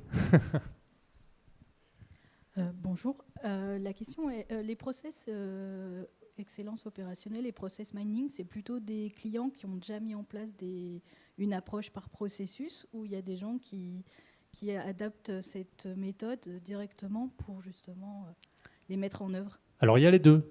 Effectivement, on voit les deux. Et je dirais que c'est pratiquement du 50-50. C'est-à-dire qu'on a des clients qui nous disent, voilà, moi je dois convaincre ma direction générale de démarrer un programme de modélisation de processus, de partage, enfin voilà, effectivement, commencer à travailler par et pour les processus. Mais je n'ai pas d'argument pour convaincre ma direction générale. Et donc en fait, souvent, cet outil-là de process mining donc, ne nécessite pas du tout d'avoir modélisé de processus avant, à part si on veut faire le mapping et effectivement voir les tâches conformes ou non conformes, mais sinon on peut être dans une approche process discovery et KPI. Et l'idée, c'est d'arriver à sortir la valeur qu'il y aurait en travaillant différemment, et donc en mettant en place une approche par les processus, donc modélisation, partage du processus, pourquoi pas exécution derrière. Et donc, c'est effectivement une approche ROI qui est essentiel. Et donc, on a des clients qui ont je dirais une immaturité complète par rapport au processus. Ce n'est pas du tout leur problème. Ils y viennent parce qu'il y a des contraintes réglementaires. Mais après, l'idée, c'est d'en sortir aussi un peu plus de valeur, et notamment de la valeur financière. Et l'outil de process mining est vraiment là pour ça, pour sortir une valeur financière, un ROI, avant d'investir. Donc ça, c'est la première approche. Dans ce cas-là, il n'y a aucune cartographie qui existe. La deuxième approche, le client est déjà mature, il a déjà cartographié des processus, mais il veut vraiment analyser, auditer ces processus-là, et il ne veut plus utiliser de cabinets de conseil qui vont prendre des mois à auditer la chose. Et donc, ils vont vraiment essayer d'industrialiser ces audits au travers d'outils comme ça. Voilà. Merci. Moi, je peux poser une question. Je vais poser une question à Alain et aussi à Henri pour avoir les autres points de vue, parce que ça va rejoindre un petit peu la question précédente. Quelqu'un qui veut se lancer, justement, 2 conseils, trois conseils à lui donner sur... on a parlé du sponsoring, mais on en parle à chaque fois forcément de la direction générale. Mais voilà, quelqu'un qui veut entamer ce type de démarche, 2 ou 3 conseils à lui donner avant de démarrer? Alors, au-delà du sponsoring, moi je dirais que comme conseil, il faut déjà avoir un processus avec du volume, parce que ça aide grandement l'outil à vous donner des pistes d'amélioration, puisque c'est lui qui vous en propose quelques-unes. Le fait que ce soit modélisé est un accélérateur, puisqu'on sait finalement où est-ce qu'on doit aller. Donc ça peut aider, mais ce n'est pas forcément un prérequis. Je dirais que pour un deuxième tour, on peut se lancer maintenant très rapidement sur un processus qui n'est absolument pas connu. Mais donc dans les conseils, ce serait plutôt du volume de données et si possible un processus un petit peu connu.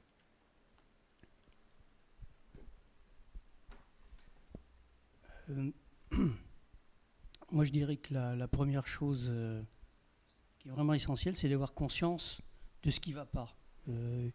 Et ce n'est pas toujours vrai. Je peux vous dire que en tant que consultant, des fois, je vais dans une entreprise, on me reçoit, je leur dis, bon, qu'est-ce qui ne va pas? Tout va bien. Je leur dis, tout va bien, mais vous avez quand même des résultats qui ne sont pas très bons. Oui, mais la démarche processus, on l'a déjà fait, etc., etc. Donc, ce qui est important, c'est au moins d'avoir, au niveau de l'entreprise, il ne suffit pas que le consultant en ait conscience. Il faut que l'entreprise ait conscience des endroits, des points de faiblesse qu'elles ont. Et ces préoccupations vont créer le besoin. Si vous êtes dans une entreprise et vous avez envie de lancer un projet comme ça, commencez d'abord par recenser ce type de problème. Une fois que vous les avez recensés, après, vous avez vu, nous, on n'utilise pas spécialement les outils, si ce n'est des outils de statistiques. Et on peut démarrer, qu'on ait ou qu'on n'ait pas formalisé ces processus. Évidemment, là où je te rejoins complètement, c'est évidemment il faut qu'il y ait des données. Si le système ne fournit pas d'informations et de mesures, c'est un peu compliqué. À ce moment-là, on tombe sur des choses beaucoup plus manuelles, qui sont un peu plus aléatoires. Il faut de la mesure. Et une fois qu'on a fait ça, alors, et seulement alors, là où ça fait mal, là où on veut vraiment améliorer, et là où on va arriver à convaincre une direction générale que la démarche qu'on veut mener est bonne, alors on en prend un qui vraiment fait mal, et celui-là, on le mène de bout en bout, on récolte les maximums de données qu'on a, on analyse et on mène la démarche telle que je vous avais dite, qui peut se mener très rapidement, et là, on commence à avoir des résultats, et on commence à formaliser les processus. En général, ça étonne, parce qu'en général, on dit « Oh, les processus, c'est trop rigide ». Un processus n'est aussi rigide que l'entreprise est rigide. Hein. Il peut très bien ne pas être rigide. Ça dépend de l'entreprise. Voilà ce que je peux vous dire. Alors je vais peut-être juste me permettre de compléter. Dans l'expérience que j'ai menée chez Banque PSA Finance, nous, on a choisi, alors à contrario, mais ce qui ne veut pas dire que ce soit à l'opposé, un processus qui était considéré comme excessivement maîtrisé par les opérationnels, qui était considéré même bench sur la place. Et donc c'est le recouvrement et un processus de 65 jours, enfin une section, on l'a amélioré avec cette démarche outillée de près de 12 jours alors que c'était considéré comme impossible. Alors je ne me mets pas en contradiction, mais ce sont des démarches qui, bien entendu, quand il y a des douleurs, je dirais, sur le processus, elles sont encore plus efficaces, mais tout type de processus peut être amélioré, même ceux qu'on pense être déjà au top, déjà les meilleurs, on peut encore aller chercher de la performance avec ce type de démarche. Je voulais juste ajouter qu'on peut aller très loin. Ce que j'ai voulu vous dire surtout, c'est comment initialiser ce type de projet. Quand on a une direction générale qui est convaincue, on peut effectivement à ce moment-là prendre n'importe quel processus est améliorable et dans des proportions des fois très, très importantes. Ce que je veux dire simplement, c'est que si on veut vraiment convaincre une direction qui n'est pas convaincue par les processus, qui n'est pas convaincue qu'on peut améliorer comme ça, qui pense qu'en modifiant l'organisation tous les 6 mois, on va arriver à améliorer les choses, ben faites comme je vous dis, et prenez vraiment un truc par les cornes, traitez-le comme ça de manière très simple et rapide, et là vous commencerez à initialiser une roue d'excellence opérationnelle qui va s'améliorer, en ayant convaincu et en ayant des résultats rapides. C'est surtout ça que j'ai voulu dire. Quoi. Le quick win, qui va permettre de gagner les gens à sa cause tout de suite, en fait. Exactement. La reconnaissance. Emmanuel, pour la conclusion, une présentation un peu de conclusion pour prendre de la hauteur sur ce qu'on vient de dire, c'est-à-dire en quoi l'excellence opérationnelle et le process mining peuvent participer ou contribuer à la performance globale. Dans tous les propos là qu'on a pu tenir au cours de cette heure et demie, il y a un mot que je voudrais tout de suite introduire, c'est la vision. Pour pouvoir mettre en place une démarche opérationnelle et une performance globale, il faut avoir une vision. Il va falloir que cette vision, elle repose sur une analyse globale de la performance de l'entreprise aujourd'hui, mais de l'entreprise également que l'on veut mettre en œuvre dans les mois ou dans les années qui viennent. Ça a déjà été évoqué par Henri, capacité d'adaptation. C'est fondamental. Et la process intelligence va permettre, je dirais, une capacité d'adaptation qui va être concrète, mesurable et identifiable par les différents acteurs qui vont être concernés. Derrière cette amélioration de la performance, il y a un certain nombre de mots-clés qu'il ne faut pas oublier. Agilité, réactivité, efficience, on les a déjà évoqués, qualité, transparence, transversalité. Ce sont des points qui sont importants en prenant en considération que le client est de plus en plus exigeant. La crise, la concurrence, la mondialisation, parfois la pression sur les coûts, nécessitent une remise en plat permanente de la performance. Donc on n'est pas dans une optique one-shot, on est dans une amélioration continue. Je ne crois pas qu'on ait utilisé encore le terme de lean, mais derrière il y a du lean, il y a toutes les démarches d'amélioration continue, et tout ça dans le temps réel et dans l'instantanéité. On ne peut plus se contenter d'avoir des résultats comptables mensuels ou des résultats comptables trimestriels. Toute la réflexion que je voudrais développer là rapidement a été développée par les experts comptables. Au départ, ils se sont aperçus qu'ils ont fait des diagnostics complètement erronés sur un certain nombre d'entreprises, simplement en se fondant sur des résultats financiers qui sortaient de façon régulière et ont abouti à des échecs flagrants, puisque quelques années après, les entreprises disparaissaient. Ils se sont penchés sur cette problématique et ils se sont dit il y a un point clé qui est en fait l'ossature même de l'entreprise, c'est le process. Donc il faut le maîtriser. On peut le décrire, on peut se passer de le décrire et le redécouvrir à travers la process intelligence. En tous les cas, il faut associer à ce processus des indicateurs et tout un ensemble d'éléments d'information qui vont permettre, je dirais, de cerner la performance globale de l'entreprise avec l'ensemble des composants qui vont l'animer. Pour ce faire, on propose un modèle que je décris rapidement ici. L'entreprise, elle est dans un monde qui est le monde sociétal. On parle beaucoup de RSE. L'entreprise a une influence et le monde social a une influence sur l'entreprise. Ça influence de façon très concrète les processus. Je pense à un cosmétique leader mondial français, mais en même temps leader mondial, qui disait « Je ne vends pas du tout de la même façon en Afrique, en Asie, en Europe. Je fabrique des produits qui sont quasiment les mêmes, mais je ne peux pas me fonder dans mon développement international sur un processus. » On a parlé de variantes, il va falloir adapter les variantes. Il va falloir aller recueillir des informations sur place, voir ce qui est capable d'être adapté pour pouvoir se développer et être réellement un acteur mondial. Il faut avoir une bonne connaissance de son offre. On a parlé du client, certes, mais quelle est l'offre? Quel est le processus de l'offre? Comment je construis mon offre? Et je pense là à un grand équipementier français qui est en train de complètement fusionner tout ce qui est recherche et industrialisation. Il y avait une rupture entre ces deux processus. Comment faire en sorte que directement de la recherche, je vais à l'industrialisation? Parce qu'on ne peut plus développer, alors je vais un peu préciser, on ne peut plus développer un avion sur 10 ou 15 ans. On développe un avion sur maintenant 1 an et demi.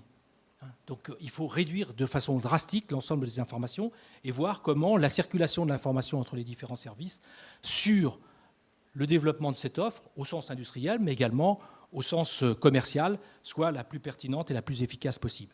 Bien entendu, les processus opérationnels, tous les processus opérationnels doivent pouvoir bénéficier de cette intelligence de l'analyse de la performance de ces processus. Mais cela ne suffit pas. Aujourd'hui, l'ensemble de ces processus doivent être traversés par un certain nombre de nouvelles problématiques. On en liste ici quelques-unes. Le numérique, le big data, on a parlé des évolutions des données qui vont considérablement augmenter.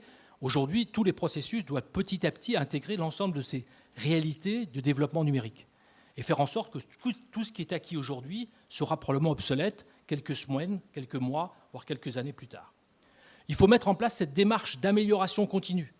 On ne peut pas faire un one-shot. On a évoqué tout à l'heure l'audit. Non, ce n'est pas l'audit. C'est bien, c'est intéressant de faire un audit, mais il faut en permanence mettre sous le boisseau et sous le regard le processus pour l'améliorer. La culture, je ne vais pas prendre des exemples concrets, mais nous sommes confrontés dans notre société à des sociétés qui ne sont pas capables d'évoluer et de faire évoluer leur processus. La culture est un point important. Dans l'analyse de processus, quels sont les facteurs qui vont faire en sorte que la culture étant prise en charge, on va pouvoir suivre l'évolution de la demande du marché.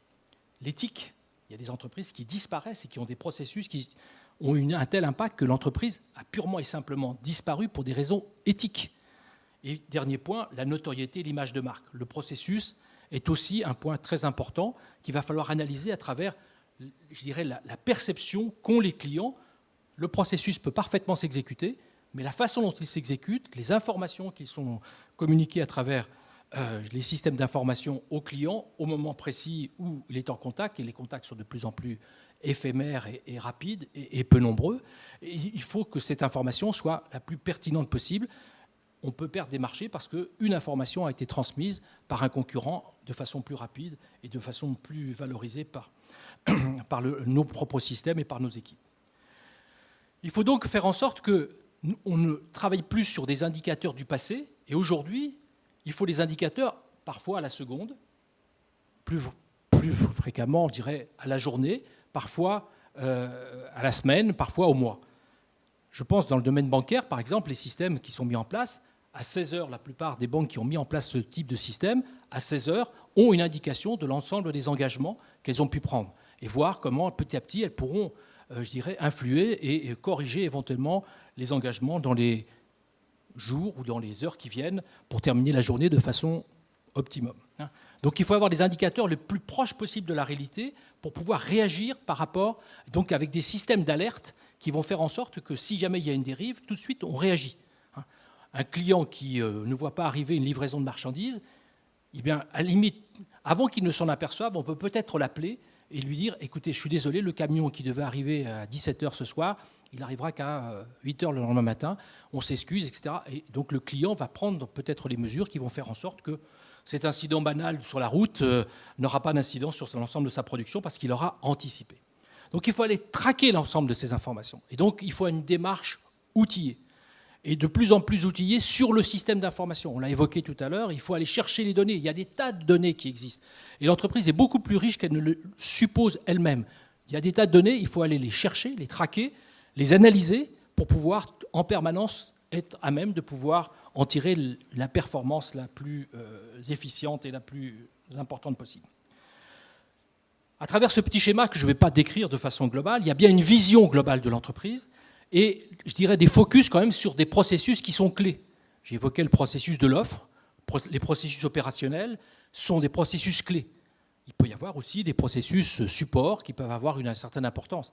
Mais clairement, focus sur les processus qui font vivre l'entreprise et qui vont lui permettre de se développer avec peut-être des produits et des innovations.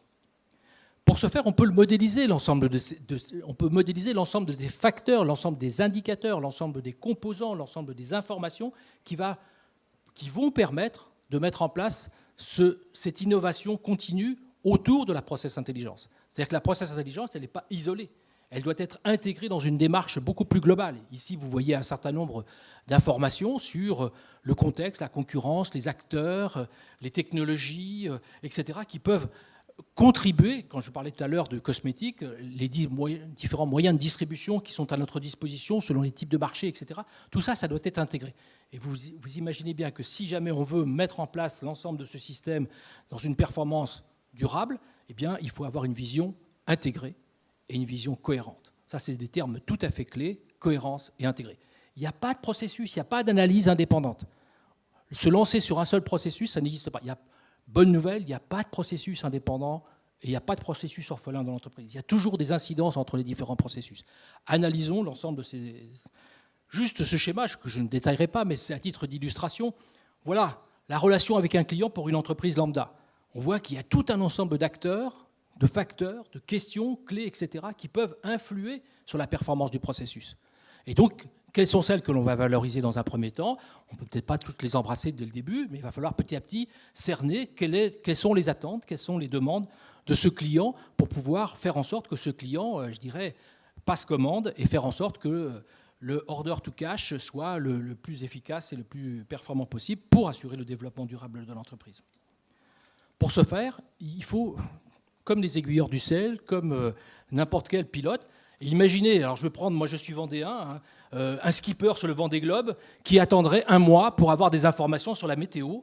C'est sûr qu'il n'arrivera pas le premier au Sable d'Olonne, ça c'est clair. Il a des informations, il faut savoir qu'eux, ils ont des informations toutes les 10 minutes. Toutes les 10 minutes, ils ont des informations sur la météo, sur le vent, sur ce qui se passe à droite, à gauche, etc. Tout ça, c'est séquencé et ça doit être analysé de façon la plus efficace et la plus efficiente possible, là encore. Et ça repose sur des processus. Et l'avantage d'un graphisme tel qu'on a pu le voir, c'est que ça permet d'être un outil de communication entre les différents acteurs qui est plus rapide qu'un long discours. Pour ce faire, il faut tout un ensemble d'outils. Ici, je décris quelques outils. Demain, toutes ces informations, elles seront sur un mobile. Et elles sont déjà, dans certains cas, sur un mobile. Je vais prendre l'exemple d'une grande banque française. J'ai appris il y a quelques semaines qu'en comité de direction, ils avaient pris l'habitude il y a quelques semaines d'avoir des informations sur les performances des processus, et puis, problème. Le comité en question, il n'y avait plus de liaison. Les gens du comité de direction ont dit non, on ne peut pas travailler. Bon, c'est caricatural, ils ont quand même effectué un certain nombre certainement de décisions, de réflexions, etc. Mais ça devient quelque chose qui est tout à fait en prise avec la réalité et va leur permettre, je dirais, d'influer. Ça va nous permettre de capter des informations, ça va nous permettre de restituer, de traîner l'ensemble des personnes, de les former, etc. Et de faire en sorte qu'il y a véritablement un pilotage du processus, comme on pilote un navire, comme on pilote un avion, etc., avec tout un ensemble d'indicateurs. Il faut aller chercher ces informations. Pour ce faire, il faut des outils statistiques, des outils de collecte d'informations, des outils d'analyse. On parlait d'intelligence artificielle, de plus en plus, il y aura de l'intelligence artificielle pour pouvoir discerner quelles sont les informations qui sont prioritaires par rapport à tel ou tel type de problématique et faire en sorte que l'entreprise soit la plus performante globale dans la durée. Voilà très rapidement présenter cette vision de l'excellence opérationnelle, de la performance globale et d'une architecture globale qui est, finalement, l'entreprise est en mouvement. Et cela ne peut se faire que si jamais l'entreprise a une vision. Si dans votre entreprise, vous n'avez pas des acteurs qui sont porteurs de cette vision et qui sont capables de communiquer autour de cette vision, rien ne se fera. Tous les contacts que moi, personnellement, j'ai eus dans le domaine de la process intelligence, deuxième point, c'était très souvent des hommes métiers. Des hommes qui sont confrontés à la réalité et qui ont un problème à résoudre, qui sont, je dirais, leaders sur cette problématique. L'informatique se vient derrière et va venir compléter et est indispensable puisque c'est elle qui dispose de l'information et de toute la richesse d'information qui peut être utilisée.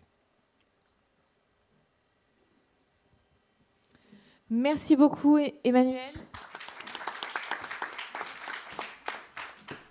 Alors, est-ce qu'il y a des questions avant de conclure cette deuxième session ?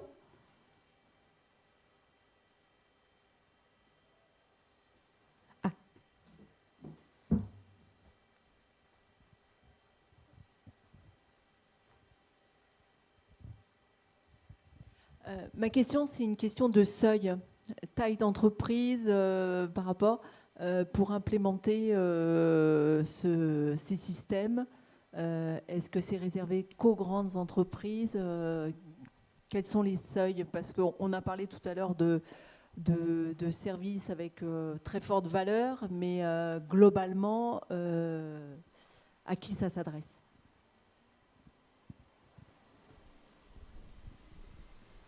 Ça ne s'adresse pas à la toute petite entreprise, c'est clair. Mais ça s'adresse à la PME. À partir du moment où vous avez un certain nombre de services. Je pense à une PME du nord de la France qui travaille dans le domaine du textile. 1200 personnes et réparties un peu partout sur le territoire des Hauts-de-France, etc. Et avec des petits ateliers. Chaque atelier est isolé, mais quand il y a une commande et qu'elle est réalisée, il donne une information comme quoi la commande est prête et qu'on peut venir la chercher. Et donc, il y a des informations. Et chaque entité reçoit une petite commande, parce qu'en fait, ce sont des ateliers qui sont... C'est encore de l'artisanat, et c'est à la fois une PME, des artisanats, etc. Et tout ça, ça peut parfaitement s'organiser. Il faut discerner quels sont les types d'informations que chacune des entités reçoit, celles qu'elle va restituer en centrale, pour faire en sorte que le bien étant disponible, il soit capable d'être vendu en France ou à l'étranger avec un délai qui, à ce moment-là, est maîtrisé par de la logistique et par d'autres produits. Donc ça peut toucher des moyennes entreprises. La toute petite entreprise, je ne suis pas sûr que...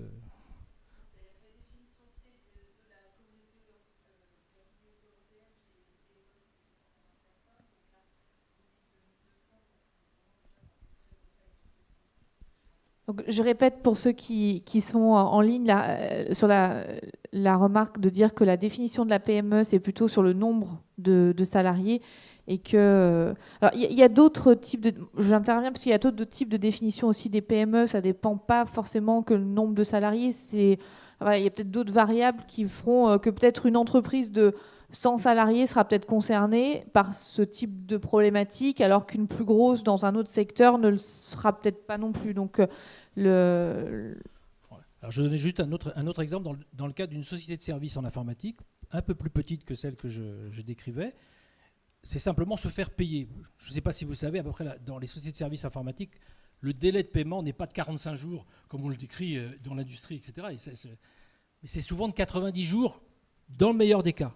Parce que quand vous avez une facturation, un consultant, il faut y rajouter peut-être le transport, les nuits d'hôtel, etc., qui fait que ça bloque la facturation. Eh bien, l'idée, c'est d'anticiper dans un contrat et avec un processus parfaitement huilé avec le client pour faire en sorte qu'on puisse être payé non pas à 90 et plus, mais peut-être à 60 ou à 45 jours. Et bien ça se met en place dans des moyennes sociétés de services un peu plus petites, mais pas toutes petites. Oui, là je voudrais compléter la réponse.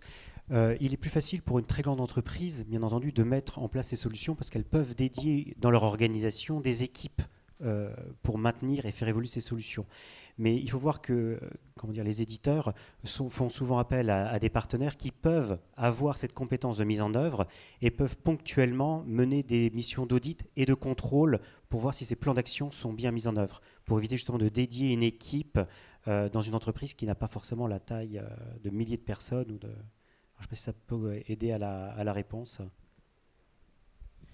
Moi, j'aurais juste une approche ROI. En fait, ça ne dépend pas forcément de l'entreprise, mais si vous perdez 5 millions par an sur un processus, ça vaut peut-être la peine d'investiguer. Vous voyez.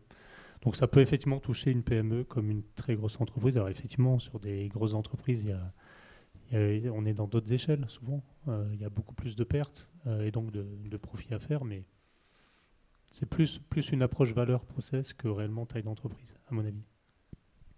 Oui, il me semble que dans la question, il y a en fait deux aspects. La démarche, celle-là, vous pouvez l'appliquer à n'importe quelle entreprise qui est même 50 personnes ou 5000 personnes, ça ne change rien. Le problème, il est ce qu'il est. Et effectivement, même vous avez des entreprises, par exemple d'import-export, qui brassent des millions et des millions d'euros. Ça peut être intéressant d'aller regarder un de leurs processus. Et là, vous menez la démarche. Maintenant, la question, je pense, était aussi à quel moment on peut se permettre, si je peux m'exprimer ainsi, d'avoir un outil de ce type-là. On le sait très bien, dans les outils, il y a les coûts, il y a la maintenance, il y a l'entretien, il faut rentrer des données, il faut des gens qui l'entretiennent, etc. Donc il y a un moment où une démarche sans outil devient impossible parce que ça devient trop compliqué. Vous vous en rendez compte tout de suite à ce moment-là. Alors quelle est la limite ? Moi, j'en ai pas, peut-être que vous en avez, mais il y a un moment, effectivement, où l'équilibre entre le coût que ça représente et l'effort complémentaire qu'il y aurait de ne pas l'avoir devient intéressant. Et à ce moment-là, il faut se lancer effectivement et avoir un outil quand il y a de la géographie, quand il y a du volume, quand il y a des choses comme ça, quoi. Je vais donner juste un petit exemple. C'est une entreprise des télécoms qui est un opérateur télécom dans un aéroport français. Donc oui, et je crois qu'ils avaient 80 personnes. Ils ont mis en place la démarche. La chose, c'est qu'ils ont fait juste un audit. Parce que ça ne justifiait pas derrière une refonte en permanence. Mais l'audit a fait en sorte qu'ils ont gagné, pour être assez précis, 250 €, par mois sur X mois derrière. Mais s'ils avaient recommencé, je pense qu'ils n'auraient pas de nouveau gagné 250 €. Voilà. C'est pour ça qu'ils n'ont pas... Mais ça, c'était une opération ponctuelle qui a été réalisée chez un opérateur télécom à l'intérieur d'un aéroport. Donc c'est limité.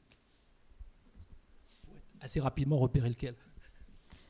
On a éventuellement encore le temps pour une question. Je crois qu'il n'y en avait pas non plus sur le flux Twitter ou YouTube. Alors je vais me permettre de conclure, mais si vous voulez rajouter une phrase de conclusion après, n'hésitez pas.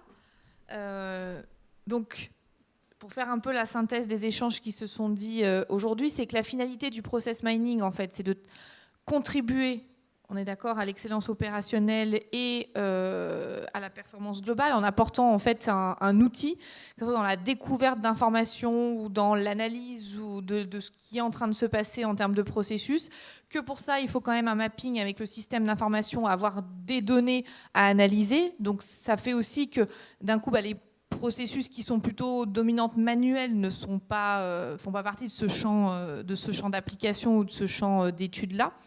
Et que pour savoir s'il faut se lancer, je crois que la démarche retour sur investissement est importante, mais c'est un peu comme tout projet. Il faut avoir un contexte qui soit favorable, avec peut-être une problématique assez identifiée en termes d'attente, d'amélioration de son organisation, et aussi de retour sur investissement, de l'effort ou même de l'investissement dans l'outil qui pourrait être nécessaire. Alors voilà, moi c'est à peu près, j'attendais beaucoup de cette conférence parce que j'étais pas du tout une spécialiste de ce sujet, donc je pense que j'ai appris autant que vous aujourd'hui. Voilà un peu ce que j'en retiens en termes de synthèse, mais peut-être que nos intervenants veulent rajouter une phrase ou deux.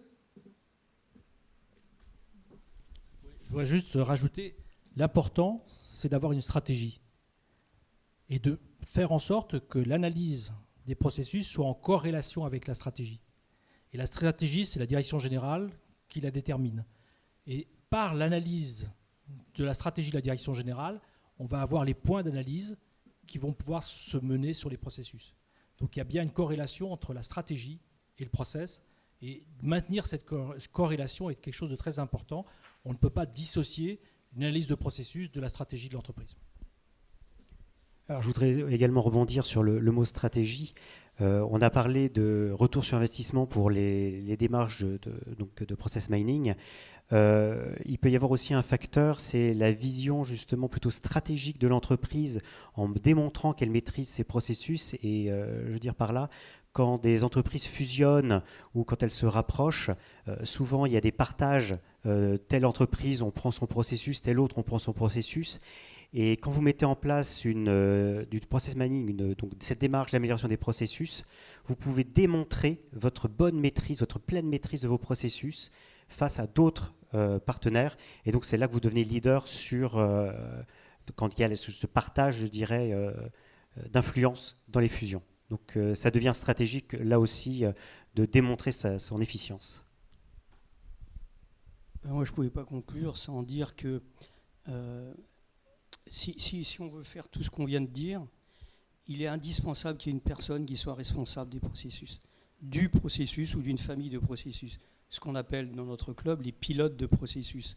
Car si vous n'avez pas une personne qui a cette responsabilité-là, qui peut être une fonction en plus d'autres choses, hein, bien sûr, alors il n'y a pas quelqu'un qui va vraiment se focaliser sur la recherche d'amélioration, se focaliser sur comment obtenir effectivement que ce processus soit en continu, efficace tel qu'on le veut, etc., etc. Donc il faut vraiment qu'il y ait une personne qui ait cette responsabilité-là et auquel la direction générale pourra poser des questions, demander que des choses améliorent et qui, lui, va mettre en œuvre tout ce qu'il faut avec le groupe de gens qui contribuent à ces processus pour les améliorer, pour analyser les informations, pour mener des actions et faire en sorte que dans les différentes directions, eh bien, on se coordonne bien pour qu'effectivement cela fonctionne. Le pilote, finalement, c'est un manager fonctionnel qui est en gros en transverse par rapport au directeur d'activité et de fonction. Voilà. Et cette fonction-là, elle est vraiment indispensable. Quand il y en a un, en général, ça marche mieux. Voilà. Juste un dernier mot. Effectivement, le process mining, ce n'est pas une action isolée. Effectivement, ce n'est pas juste un audit, c'est un process vertueux d'amélioration continue. Et puis, faire de l'audit pour faire de l'audit ponctuellement, ça a du sens, effectivement, pour voir les problèmes. Mais après, si on veut les résoudre, c'est important aussi, effectivement, de mettre en place une organisation transverse autour du processus pour les modéliser, les partager. Puisque, bon, voilà, faire un audit si personne ne sait ce qu'il doit faire, ça n'a pas beaucoup de sens. Donc ensuite, c'est effectivement en interne, passer sur cette approche processus et que ça infuse vraiment dans l'entreprise. Eh ben, merci à tous les quatre et merci de votre attention, que ce soit ici ou à distance. Et puis on va faire une petite pause avant de passer à la troisième et dernière session. Merci.